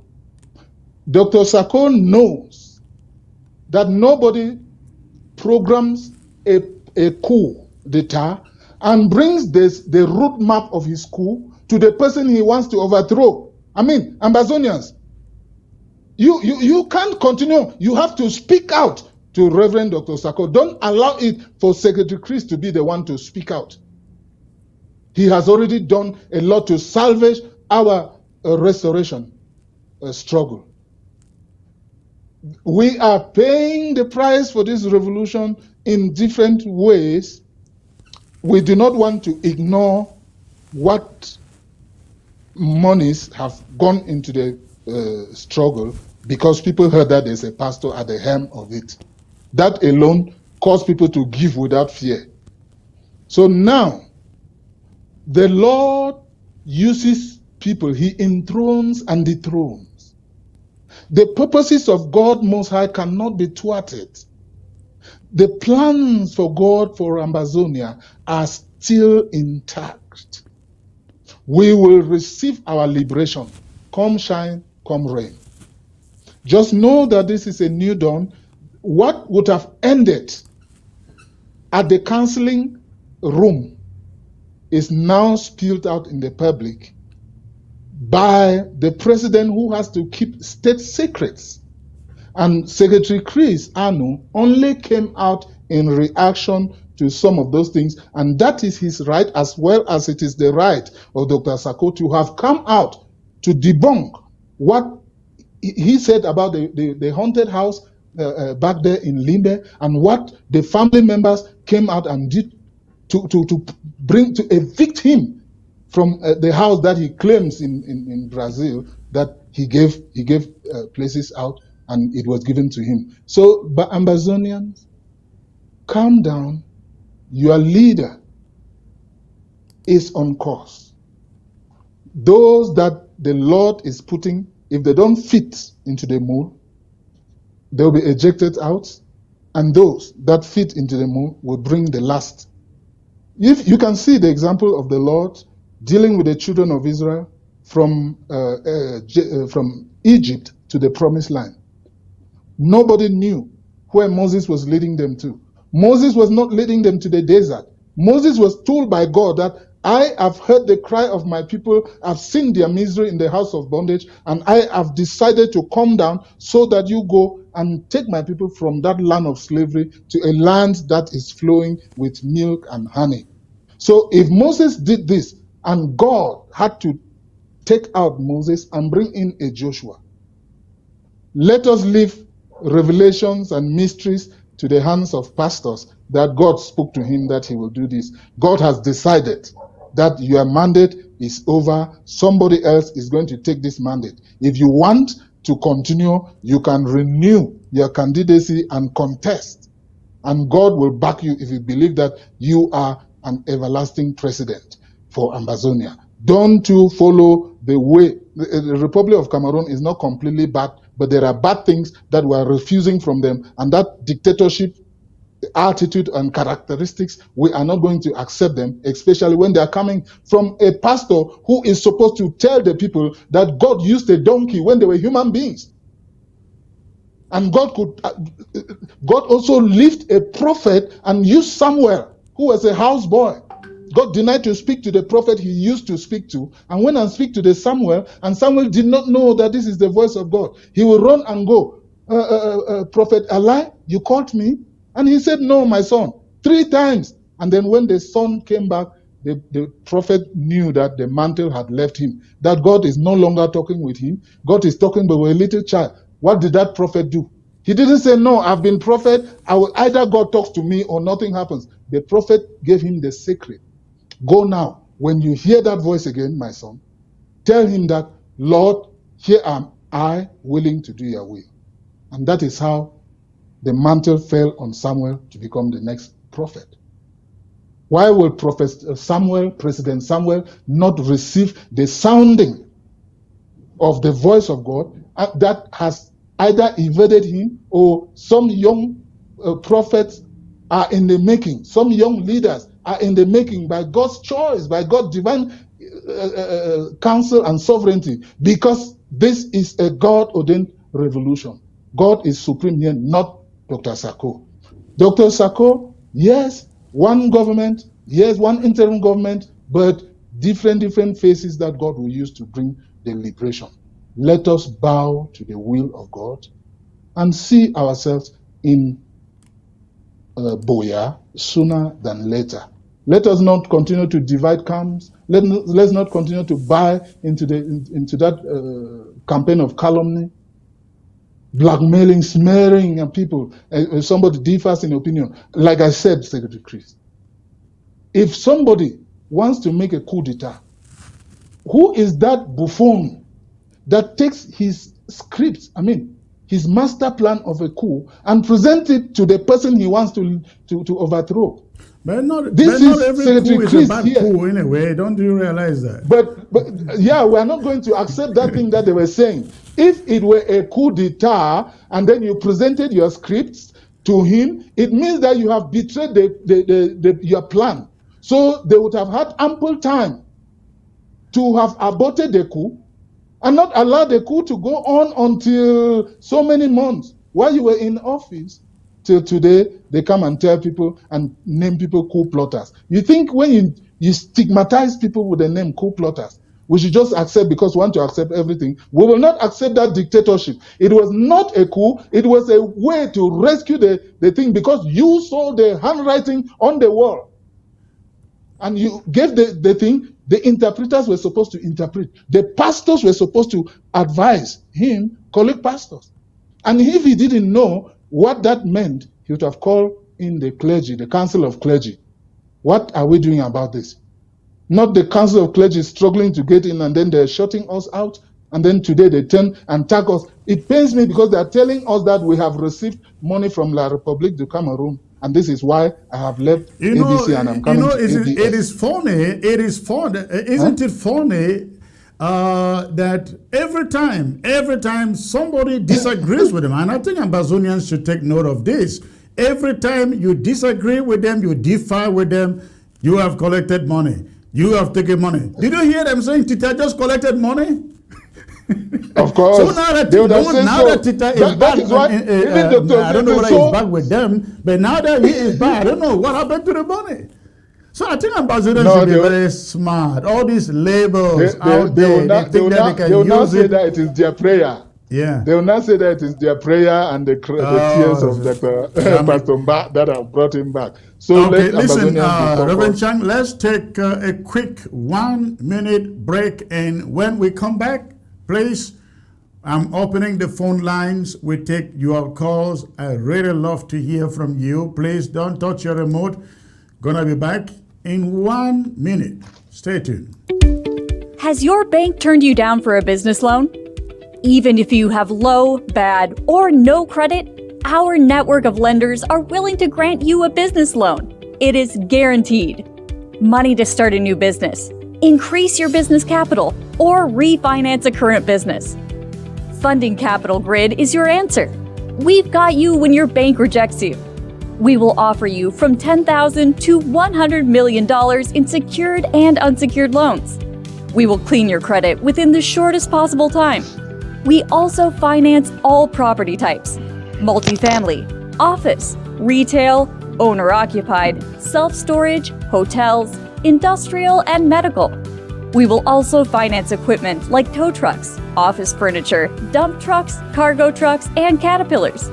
Contact us now at office 800-966-1193, mobile 443-760-5059, fax 202-521-3950, email info@fundingcapitalgrid.com, web www.fundingcapitalgrid.com. All right, ladies and gentlemen, going to open the phone lines at this moment. For those of you on Ground Zero who want to join the conversation, those of you in the diaspora who want to join the conversation, we'll get the phone lines open for you. But before you call, please make sure that the volume of your television set is shut down. Make sure the volume of your television set is shut down before you call. The line is open right now. Go ahead and call, ladies and gentlemen.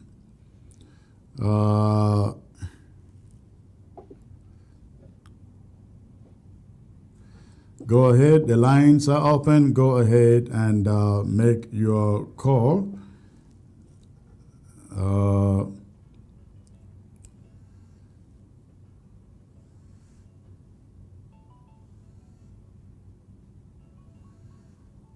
All right, let's get to the first caller. This is calling from Ground Zero. Hello. Hello, Secretary Chris. Hello, sir.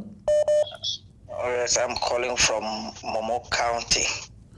Okay, thanks for the call, sir. And what is going on? Are you in Momo County right now? Yes, I'm in Momo County on Ground Zero. Wonderful. What is going on there, sir? We are just watching and looking at what is happening.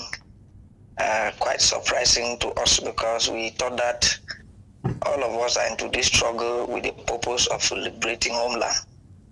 Unfortunately, it is now we are realizing there are some people with very devilish motives.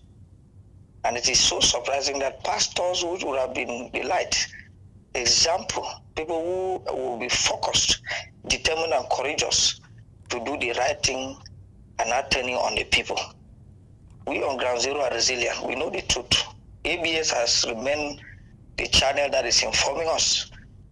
And we are strategizing and waiting for what the Restoration Council will do in collaboration with the APP to bring to us our leader, for us so that we can begin to focus and look at how things are going. Ground Zero is cool. Things are just going the way they are going because so many people are like being discouraged because what we're expecting is not happening.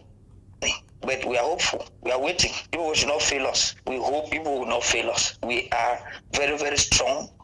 We're hoping that after a few days from now, our hope should be revitalized, our spirit, and the struggle should be revamped. Thank you very much. Thank you. Thank you. Listen, let me assure you that we will do everything that we can to make sure that a leader that represents the aspirations of every Ambazonian is picked up to continue right where we stopped. Okay, so you guys, Ground Zero, remain strong, remain resilient, courageous. I just ask myself, if we give up today, I'm telling you, you will never see some of us on Ground Zero because you know the obvious. And some of us are your brothers, are your sisters, are your fathers, and your mothers. So we got to the point where I call this a trial. I don't call it a trial that destroys this struggle. We will pick it up and run with it, and it will get better. God bless you for the call. Okay, let us get to the next caller here. Hello. Hello. Hello. Well, if you call, you have to pick the phone, sir. If you call, you got to pick the phone. Let's get to Ground Zero again. Hello. Hello, good afternoon, sir. Good afternoon, sir. Where are you calling from, please? From Bamenda. Okay, all right. How was Bamenda today? Bamenda is fine. Bamenda was fine. Bamenda is fine, no problem. Okay, what is your contribution? Yeah, my contribution, I just want to say that what has happened to Dr. Tita should tell Ambazonians how dangerous, desperate, and demonic Sako and his clique are. Yes. Personally, I do not blame the doctor personally because he was acting as someone who was acting as somebody at a gunpoint.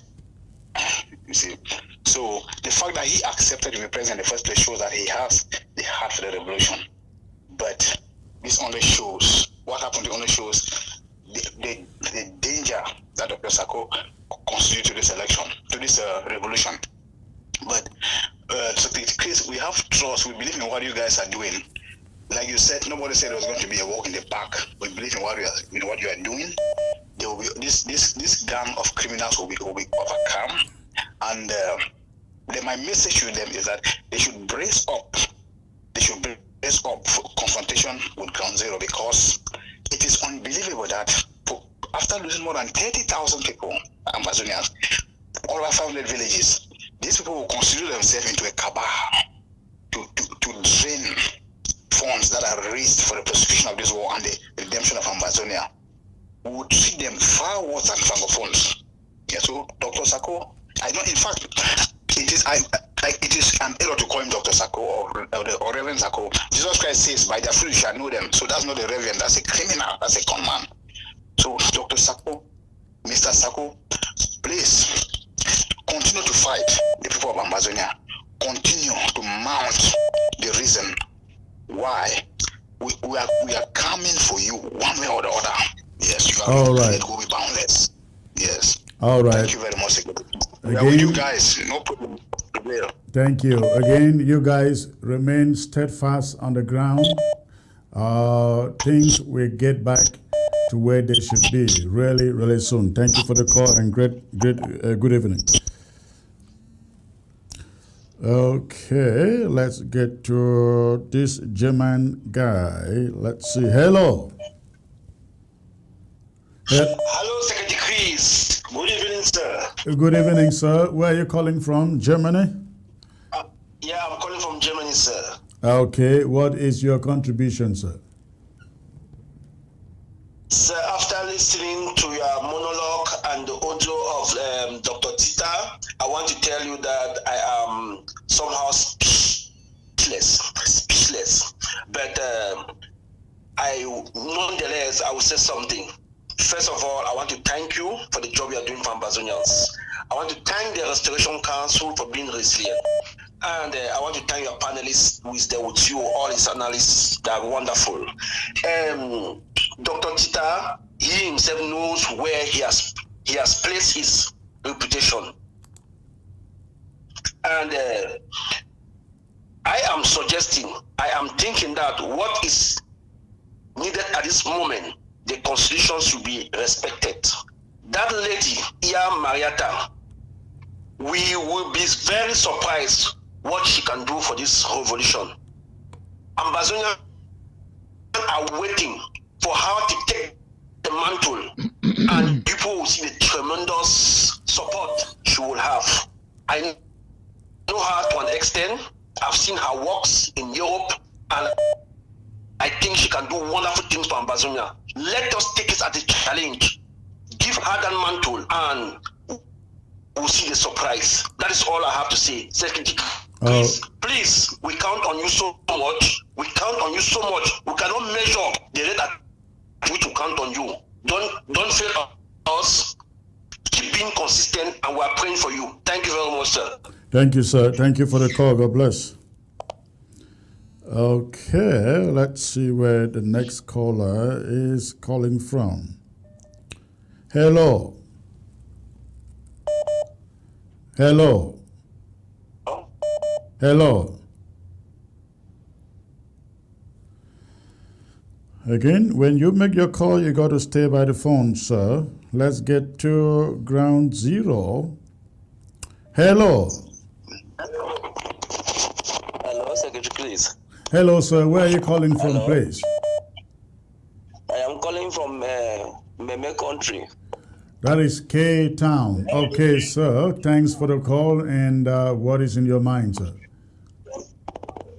Yes, I want to appreciate you and the Reverend so much for the great work that you people are doing.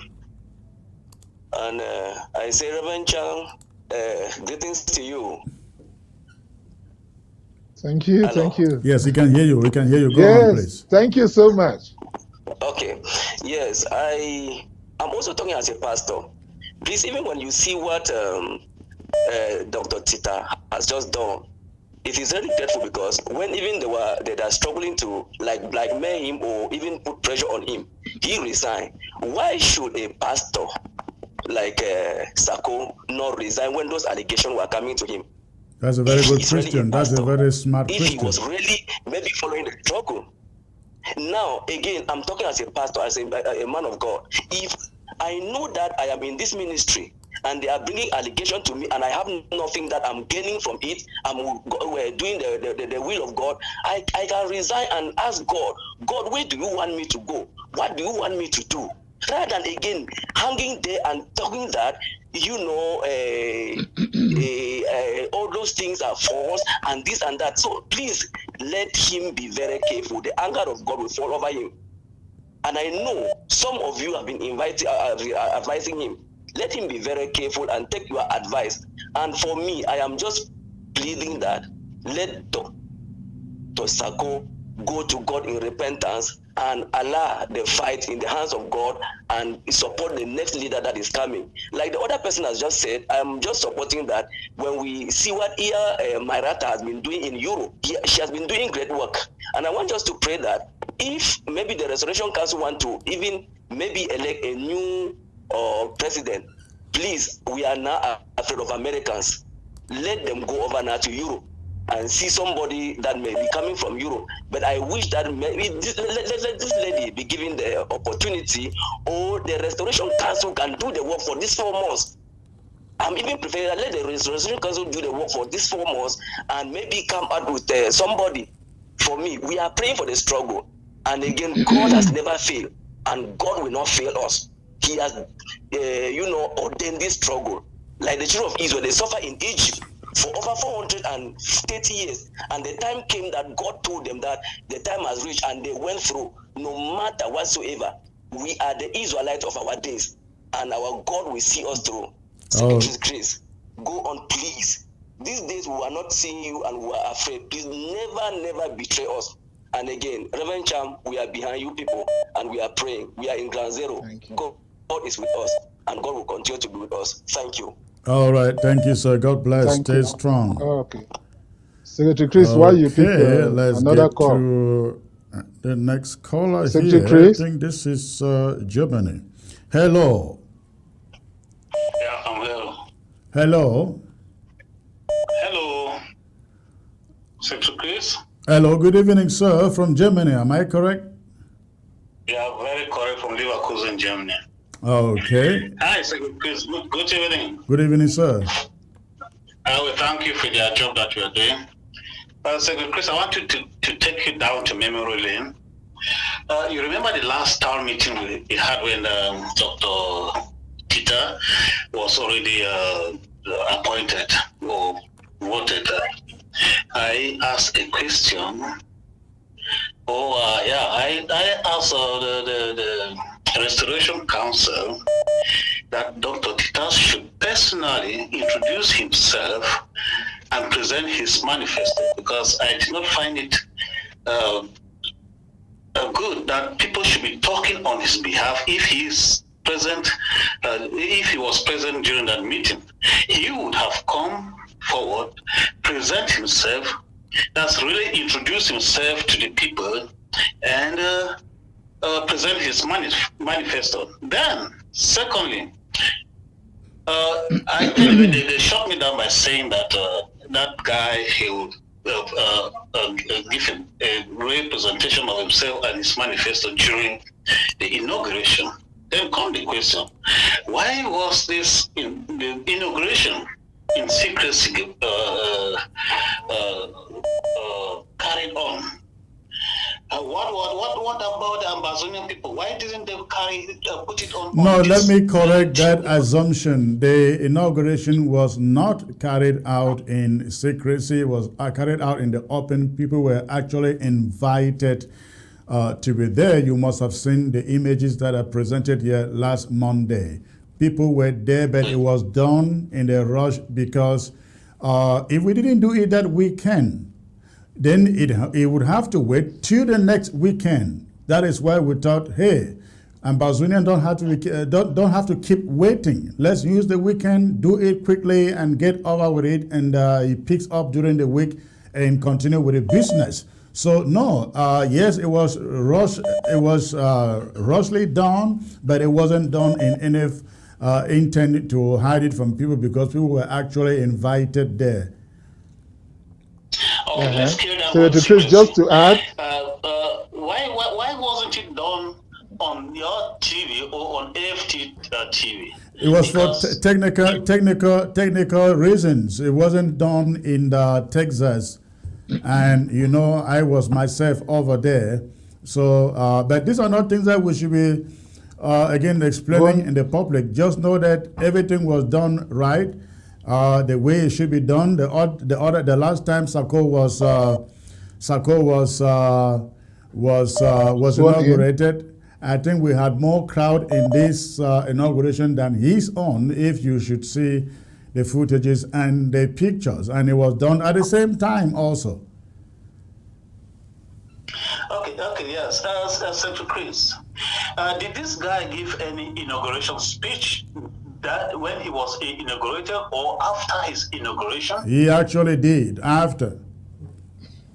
Yeah, and then why is the speech not? Why didn't you people present the speech to the Ambazonia people to hear from him what he said during his inauguration? You will recall that on Monday I promised playing it on Tuesday. I promised coming back live on Tuesday with the whole inauguration. Yeah.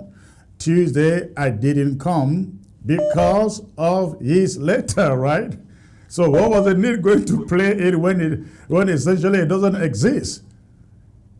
I hope it makes sense. Yeah, it makes sense, but it will give another atmosphere when the Ambazonia people hear from him what he said during his inauguration. Yeah, at this moment, it doesn't even make any sense to go running it when we know that it is essentially not there.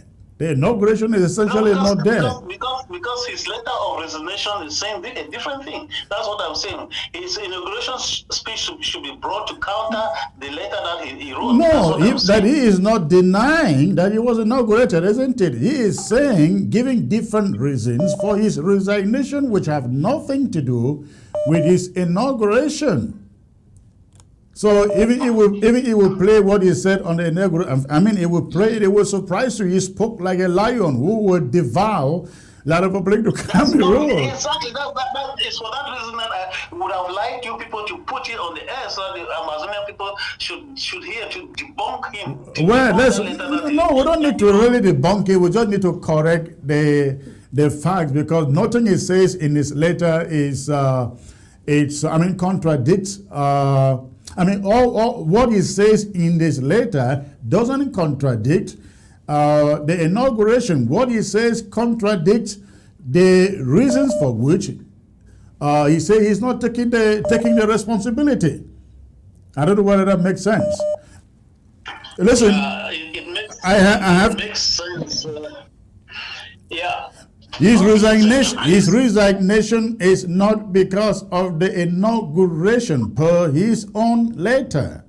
So, if we have to disprove him in anything, we have to prove that his resignation is because of pressure, attacks on him, and blackmail, according to him, on his family. I'm not disputing that fact because the audio. I'm not disputing that fact because the audio that you played actually disproved him seriously. It puts his character on doubt. Correct. It's really a doubtful character. That one we are not discussing.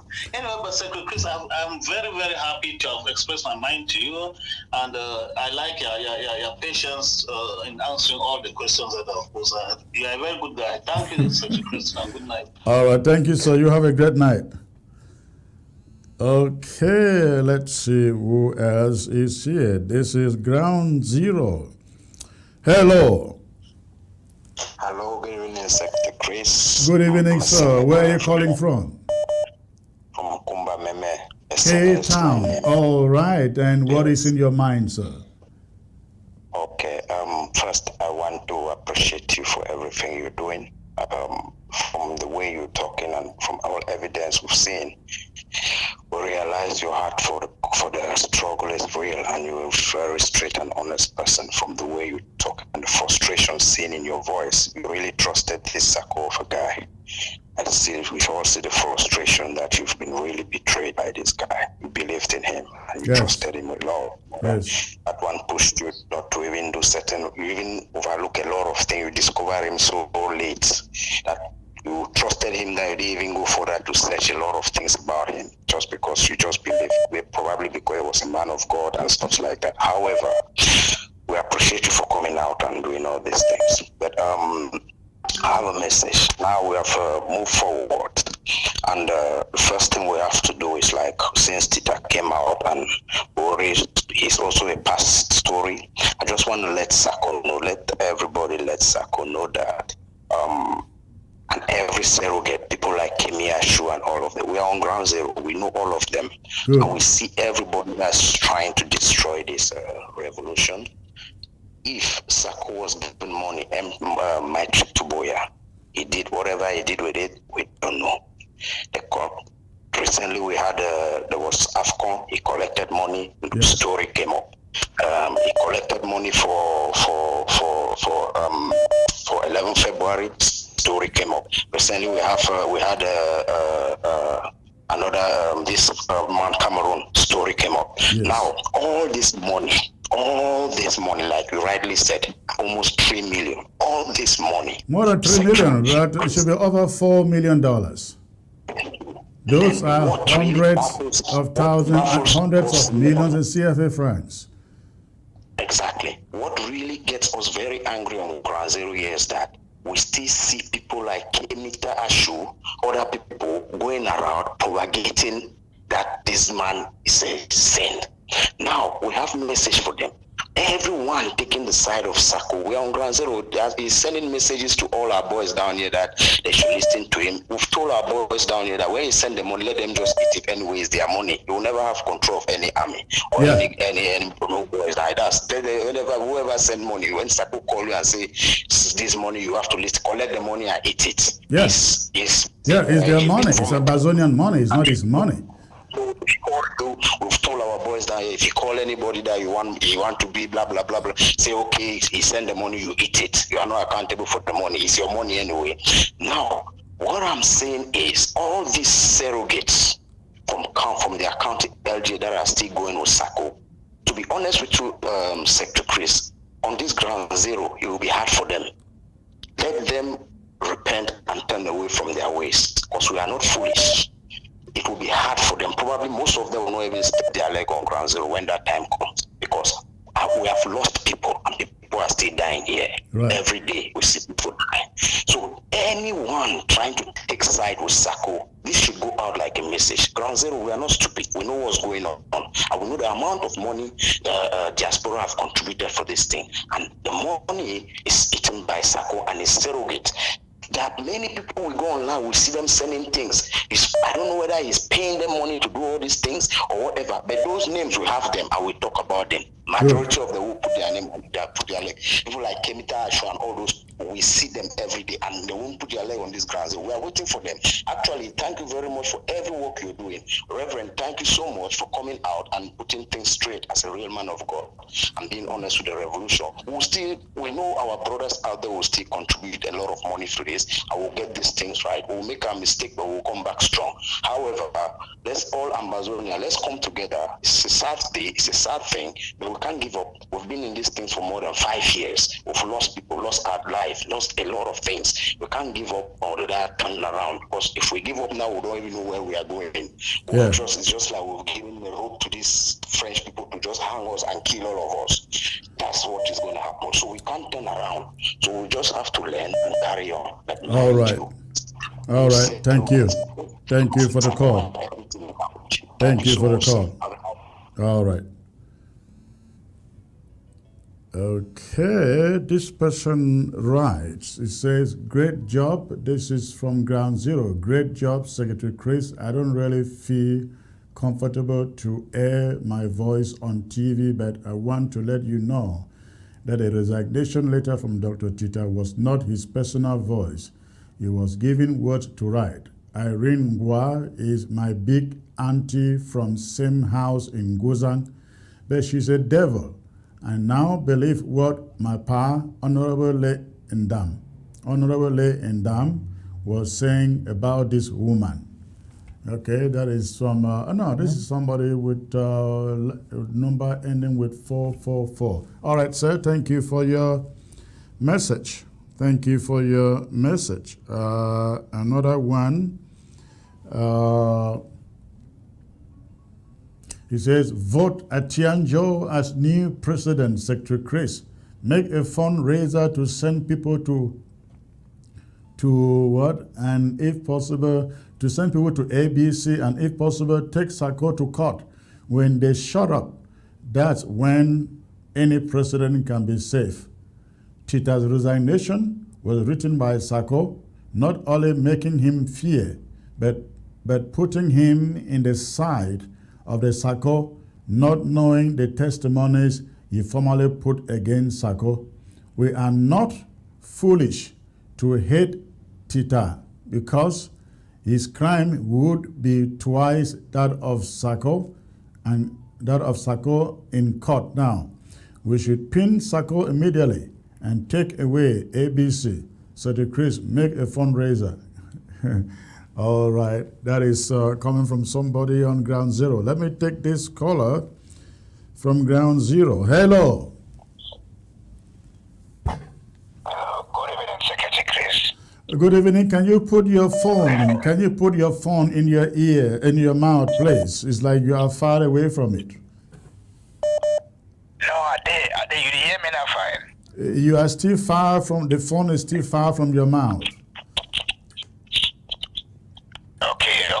Okay. That is better. Okay. I said, good evening, Reverend Chang. Thank you for that clarification. Let me talk for Pigeon. Thank you. I want to ask Secretary Chris. Yeah, you be there since we did revolution start, you be there from the beginning, Secretary Chris. You don't save the one, save this one. Why you, Secretary Chris, for me, you get what it takes for me, the new president of Ambazonia. Why you never just make you president and then take the thing go ahead so that you complete the destruction of Sako as you don't start them. It's not simple. It don't be simple. So leave that thing where you talk say now you don't start school, now you don't close school. That one is on talk. What you don't talk about Sako be clear, evident. Yes, clear. What do you don't happen for Dr. Tita? Just take over the mantle. More go ahead, Dr. Secretary Chris. Just take over the mantle. It will go fine. The thing will go fine. And then there's a complication there. You know that's in a complication. Take the mantle. You get the support locally, internationally. People they believe in you. You don't be the face of the revolution. The Francophone terrorists and then that name Secretary Chris na terror for them. You get the organizing ability. Now you expose this gang of criminals. Just take the thing, we'll complete that destruction, then we'll go ahead. complete the journey for the shop. You make it very tempting, you know that, right? Now I've been reading on the screen here somebody on Facebook desperately asking, typing out in capital letters, Secretary Chris, why can't you just take it and be president of Ambazonia? Somebody has been writing that on the screen here. I read that. But comrades, listen. I don't think this is the moment. I think I am really comfortable doing what I am doing here. It is helping the struggle a lot. I think that somebody else can do it, and I will stay here and do exactly what I am doing. It tantamounts to another hand tying the bundle. See a scenario like this. You are president. Somebody like Nanchop takes your position.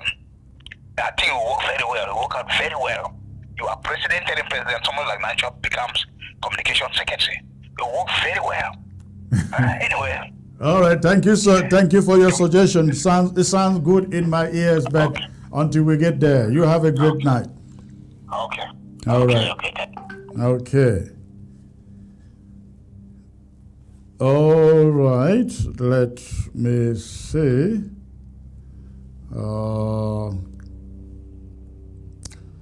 Who else is here?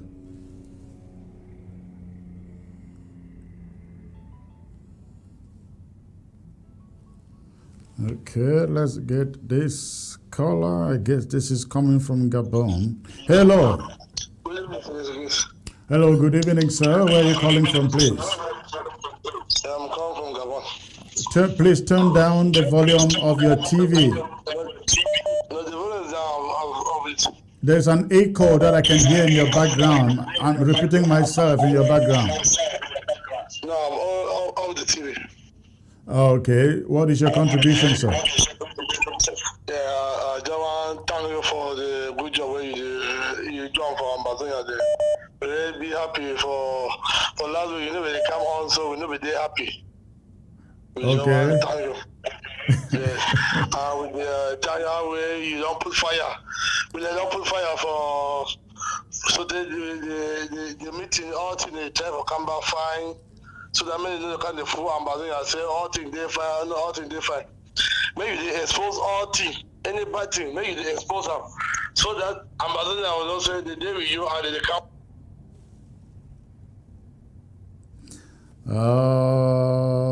Caller is muted. He muted himself, I guess, accidentally. Let's get to somebody else. Ground zero. Hello. Hello. Hello. Hello. Hello, good evening, sir. Where are you calling from, please? Thank you. Good evening, Secretary Chris. I'm calling from Wonderful. What is in your mind, sir? I want to start by appreciating you for the wonderful work that you are doing for the Ambazonia. And I want to say that there is one thing I want to really say: the audacity at which you speak when it comes to issues on ground zero, like the murder of these young guys yesterday. You don't speak it with that ferocity. You don't speak it with like you used to do before. You know, when you used to speak before, you speak with every audacity, and your voice comes out like thunder. And it is frightening and it's threatening.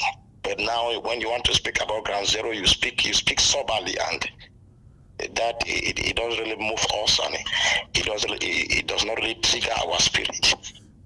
That's just one thing I wish to say, and for every other thing, I want to appreciate you, and I want to let you know that Ground Zero stands with you and the interim government, and we are waiting on the Restoration Council to come out with a new leader.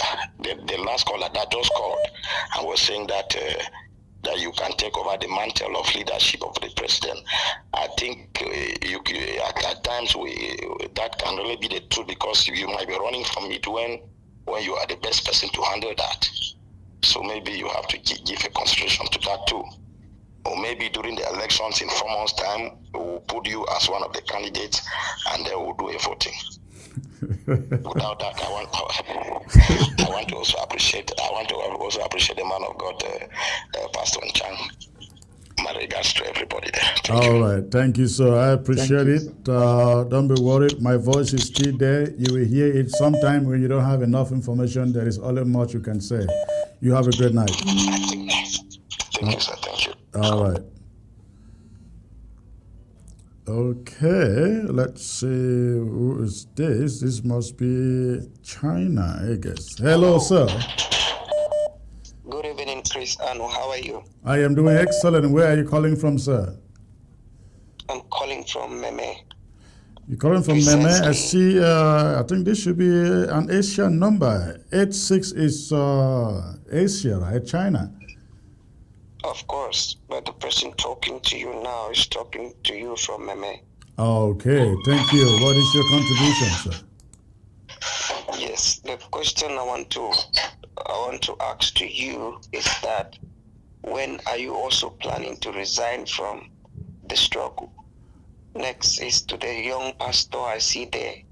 We all know your idea has been for pastors, and now you speak like the saint Sako was.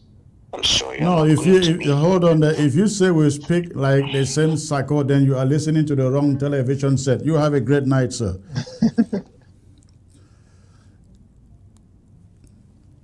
Okay, let me see what somebody. Hello, Secretary Chris. What bothers me most is if Sako is going to get away with all the money he has stolen and all the damage he has caused. You guys are in America and the law is fully respected. Sako needs judicial apprehension to recover ABC and all the money he's stolen. It's a slap in Ambazonians' eyes that he still uses the very ABC to cause so much damage. All right, so we hear you. Let's take this caller here. Hello. Hello, Secretary Chris. Hello, good evening, sir. Where are you calling from? I'm calling from Texas. All right, sir. What is your contribution? Yes, I want to suggest that caller where he talks say make you try for consider for be our new president. I think it's a fine idea because we really like may you take that mantle. You continue with the struggle. Then somebody like Pa Johnson, Phoebe vice president, or maybe one new secretary for our television. Realize a Pa Johnson still get a good chunk of La Republique in him. Oh, can never know, but I mean, if you don't see him, so then there's no need for him to be vice president. If you leave La Republic, come for America, it don't be America now, they go 3 years, but a lot of La Republic still there inside here. I know I talk so because naive fool Sako, Sako, no step down in spite of all the pressure, in spite of the fact that his term was over and what he simply needed to do was to tell Ambazonians, I'm a good leader. Because I'm a good leader, I will stand election so that you can prove that indeed I am a good leader. But John Frunso wrote a letter telling the Restoration Council that he has to be there until Boya. And then when that failed, he got the counties to start sending motions of support to the head of state. All right. Well, Secretary Chris, God bless you for being so faithful to our struggle. I pray may God give you guys power and to continue carrying on the mantle. God bless you all. Thank you, sir. Good night. Okay, I have let me get this caller here. Hello. Hello, good evening, Secretary Chris. Good evening, sir. May I know where you're calling in from, please? You are live on ABS. I'm calling from Ground Zero. Okay, where on Ground Zero? I think the audience want to know. Precisely from Tuba. All right, thank you. What is your contribution, sir? I don't have much to say, Secretary Chris. I just want you to, I don't know if Barrister Fro Johnson is listening to me. If he is watching ABS at this time, tell Barrister Fro Johnson that we on Ground Zero, we are still waiting for him to come out and announce the final amount that you embezzled after the auditing. Because it's more than 2 months, we learned that Secretary Chris was audited. But then Barrister Fro Johnson has never come out to announce the final amount that you embezzled. Yeah. He was so quick to come out on ABC and said Secretary Chris has embezzled $100,000 war draft money for 2020. If not, where has Secretary Chris gotten monies to operate ABS? As if operating a TV station is something so abstract that somebody who has been a media professional cannot do. Where has Nangchop taken monies to? Where has Nangchop taken monies from to operate a TV station?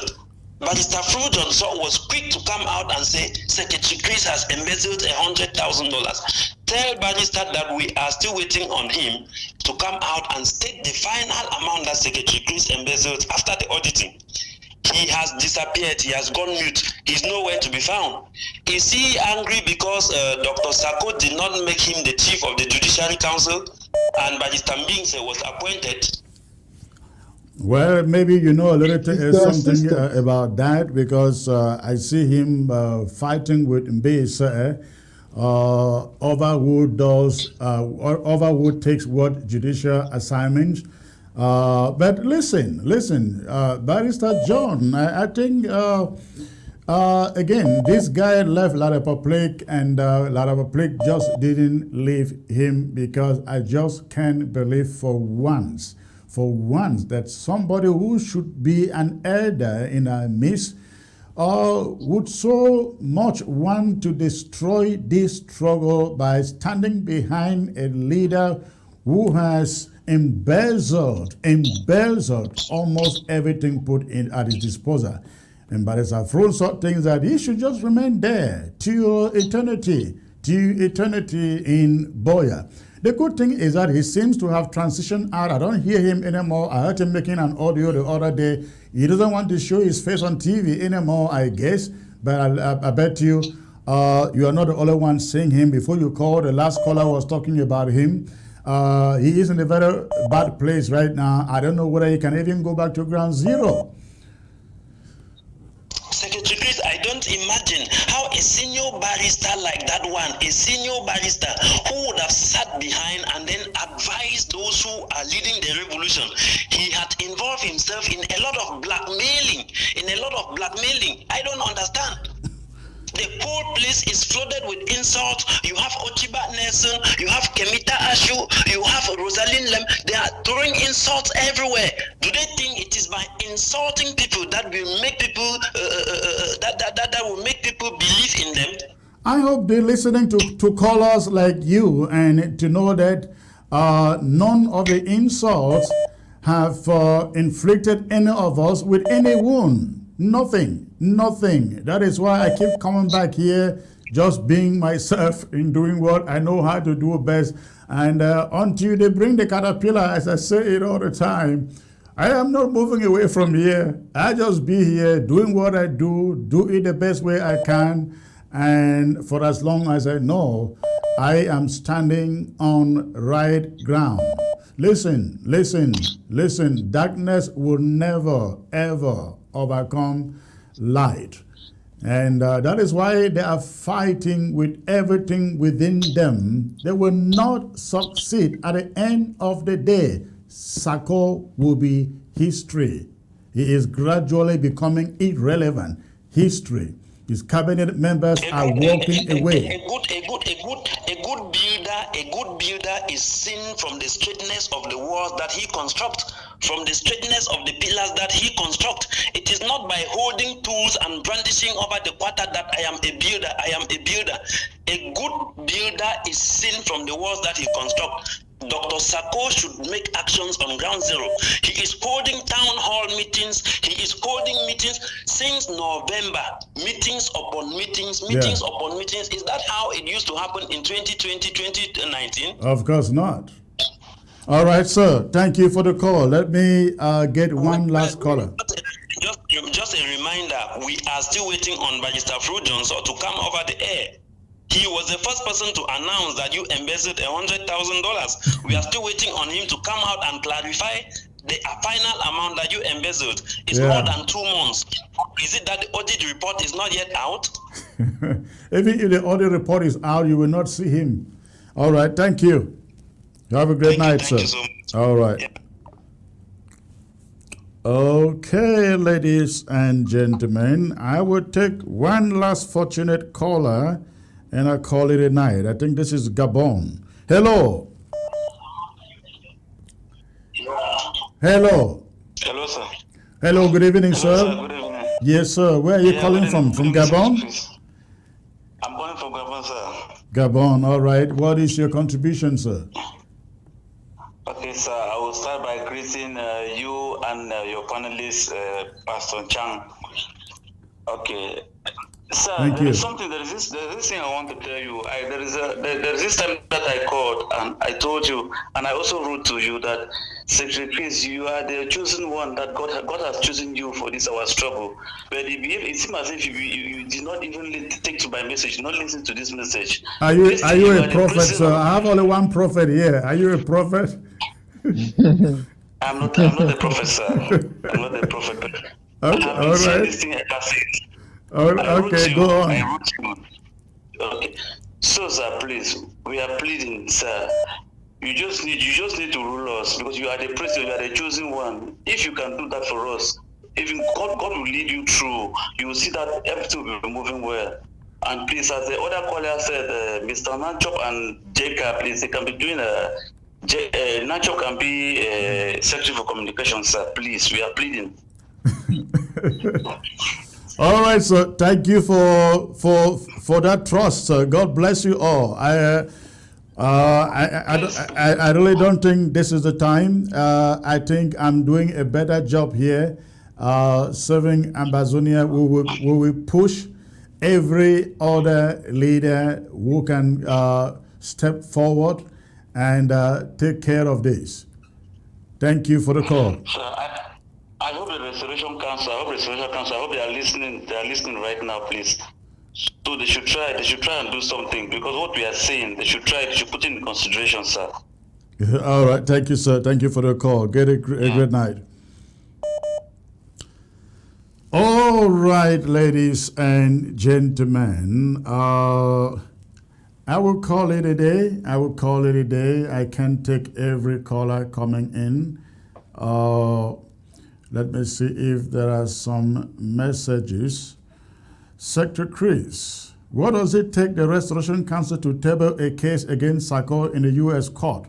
We are already overwhelmed with the proofs. We should only be stupid knowing, but keep singing that Sako has stolen, and knowing the cause of law, they refuse to go by the law. All right, want Sako to be sued in U.S. courts. All right. This one, hello, Secretary Chris. I want to thank you very sincerely for the resilient efforts you are tirelessly putting in this struggle, you and your entire family. I also want to appreciate the Reverend Apostle Nchang for standing tenaciously for Ambazonia in her time of acute needs. Please, you people uphold the Constitution and give Iya Marianta, the VP, the constitutional chance to fill the vacancy left by Dr. Tita. Okay, sir, we hear you. We hear you. Any other message? No. All right, ladies and gentlemen, Apostle Chang, please give your people the last word before we call it a night. Thank you, Secretary Chris. Fellow Ambazonians, stay resolute. Remember, we have one oppressor, we have one aggressor, we have one ingrate as a neighbor, and it's the Republic of Cameroon. Unite your efforts so that we flush them out. Remember, we have heard your cry, and if I were to stand and campaign, I will campaign for Secretary Chris to be the president for the Federal Republic of Ambazonia. But the man has shown his selflessness in saving you people there on ground zero, as his family is doing. Point number one, this Secretary Chris is the same person who was first voted as our president. The records are there. Dr. Sako knows. You have never heard Secretary Chris come out on air and say that. But there are others who are saying that he is power-mongering, that he just wants to make a coup and overthrow. They cannot tell you. I thought Dr. Sako and others and the local government area and the council chairs, county chairs, owe that to the people of Ambazonia, that this is a sign of leadership, selfless leadership. This man had that mantle. And they turned around and took it and gave it to Sako. And he accepted to save in a different capacity. So you people should take that thing out, give it back to the people who are saying that he's fighting for power, he wants to do this. Again, we have struggled on our own to try to do that. He tried to save the revolution, looking for the fastest way. He has been like your watchdog. And when he saw this and saw this and saw that if we could put this together, we could be able to go to Boya faster. They turned it against him, and he has refused to back down. But I love the confidence you people are demonstrating in him. The other things that I would like to say here that you take is that not everyone who passes for a pastor is a con pastor. We have the fear of the Lord. Well, the Lord took a king, King Nebuchadnezzar, from the presidency to the bush for 7 years. The man crawled on all four. Why? Because he took credit for the Babylonian Empire that God used people to build, to respect his kingship and build. He took credit for himself. And God said, no, until you shall recognize that I, the maker, use different people to build that kingdom for you. He repented at last. So let's be prayerful. Let's be hopeful. But let us put faith into action. Let's deny the falsehood, the blackmail, the smear campaign that is going out against people you know are sacrificing and dying for this cause. Putting your voice out there, putting your face out there. I mean, exposing your family, no hiding place for Secretary Chris as well as for others. Why should they make us to turn against ourselves rather than against the enemy? The enemy is out there. The international community is out there. And you people on ground zero, you are seeing and you are hearing. The Lord is hearing, and the pastors who are fearing God are not only in Ambazonia, but God has God-fearing pastors in Ambazonia. And will not allow even an innocent person or an ignorant person to be killed when we stand behind and watch. We will not leave prayer, and we are calling on those who have financial support for this cause to go through to know that we feel for you people in ground zero. We will pray with you. We will see how this matter ends faster so people get out of the rains, out of the bushes, and get back home. We are also looking for a unifying factor to bring stakeholders on board. Believe that, I like to say this, pastors were not able to reconcile some other persons, but God used Secretary Chris to reconcile some other persons, and people took offense. So they are mad. They think that somebody who said, I will kill Secretary Chris yesterday, rather than President Paul Biya. If that person is able to reconcile, to repent now and come and say, no, we have to unite and fight the common enemy, then is it a plus for our restoration quest or a minus? If they are saying, okay, he is talking with, what if tomorrow this Secretary Chris in prayer and so on begins to talk with Irene Ngwa? Would that be a plus or a minus? And Irene Ngwa stands out to repent or so on. So let us give room to God. He's a God of justice. He is light. He doesn't want us to grope in darkness. So if we bring the things to light so that people can see the things clearly and repent, it is not hate. It's not hate speech. And of course, the Lord disciplines those he loves. Some of the people will receive discipline. In the political domain, like somebody was saying, when we contested for presidential elections, we put in a caution fee and presented a manifesto. The Dr. Tita didn't bring out things like that. He, in his resignation letter, he said one of his reasons to come in was to investigate, to carry out an investigation. Do you hear that? So what does that mean to you? That he was planted as a spy. What was he investigating? He would have investigated that before accepting to run for that office. You don't go, I mean, these are what's in his own letter of resignation.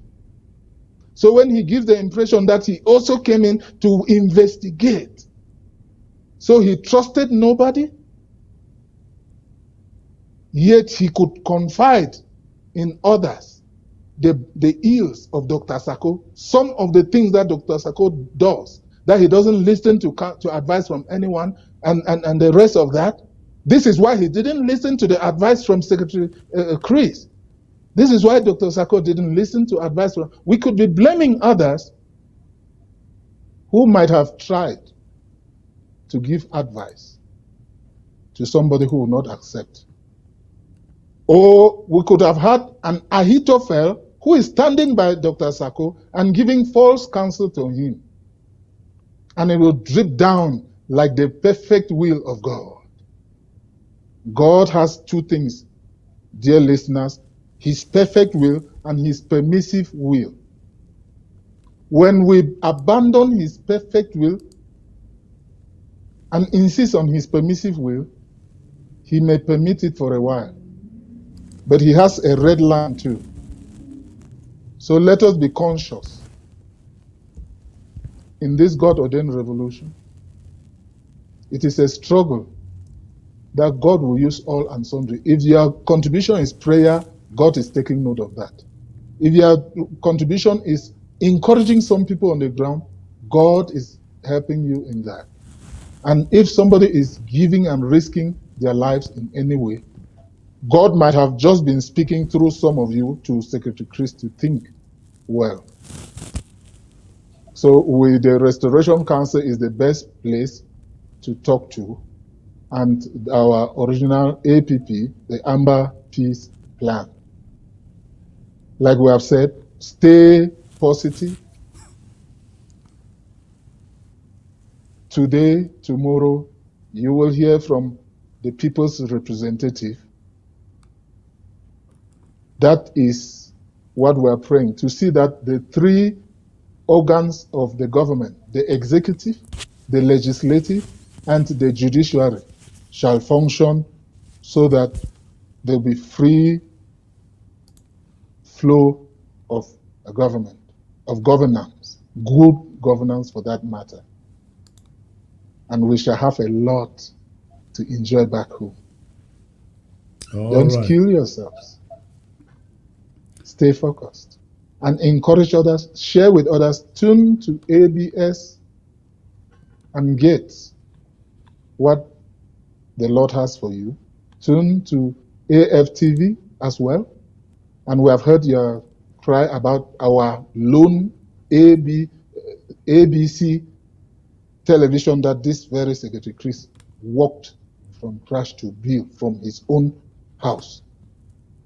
The time to give the crown will come, and God will not allow the heroes to go unrecognized, uncrowned in this battle. So do it in your own level. And those pastors who called, pastors, give your numbers to Secretary Chris, connect your numbers with us so that we can continue to, and die-hard Christians, so that we can continue to beg for mercy from God, and sooner than later, we will gain ground. All right, God bless all you. right. Thank you, Apostle Chan. Thank you for joining me. You have a great night over there, sir. Thank you.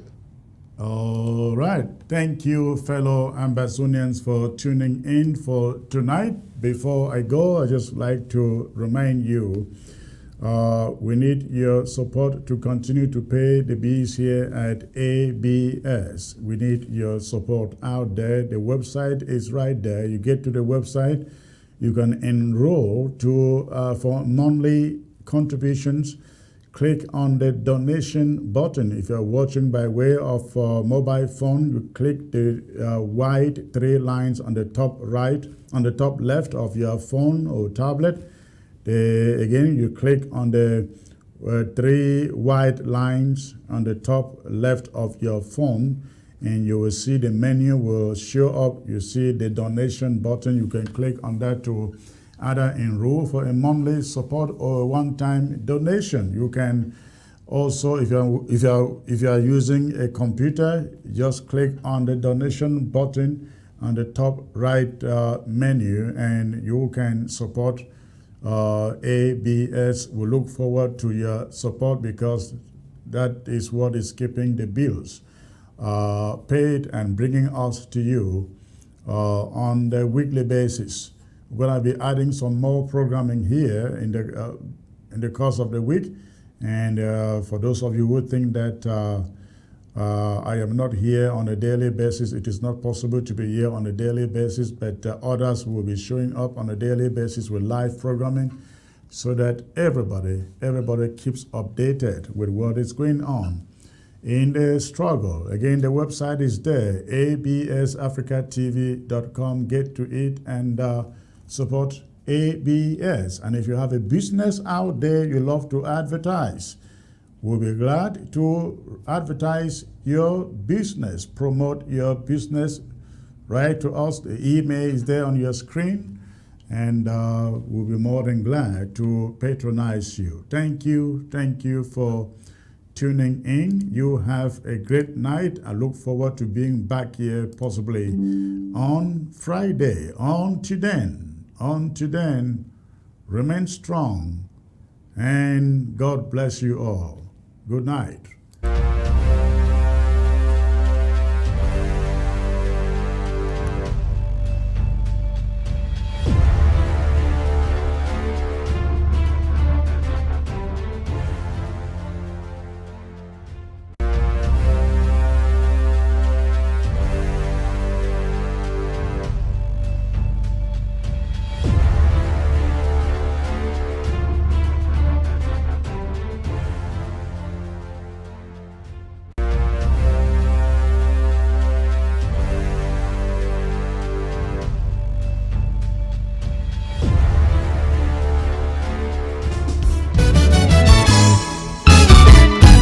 Paul Kapunda, président Benjamin Mouteba,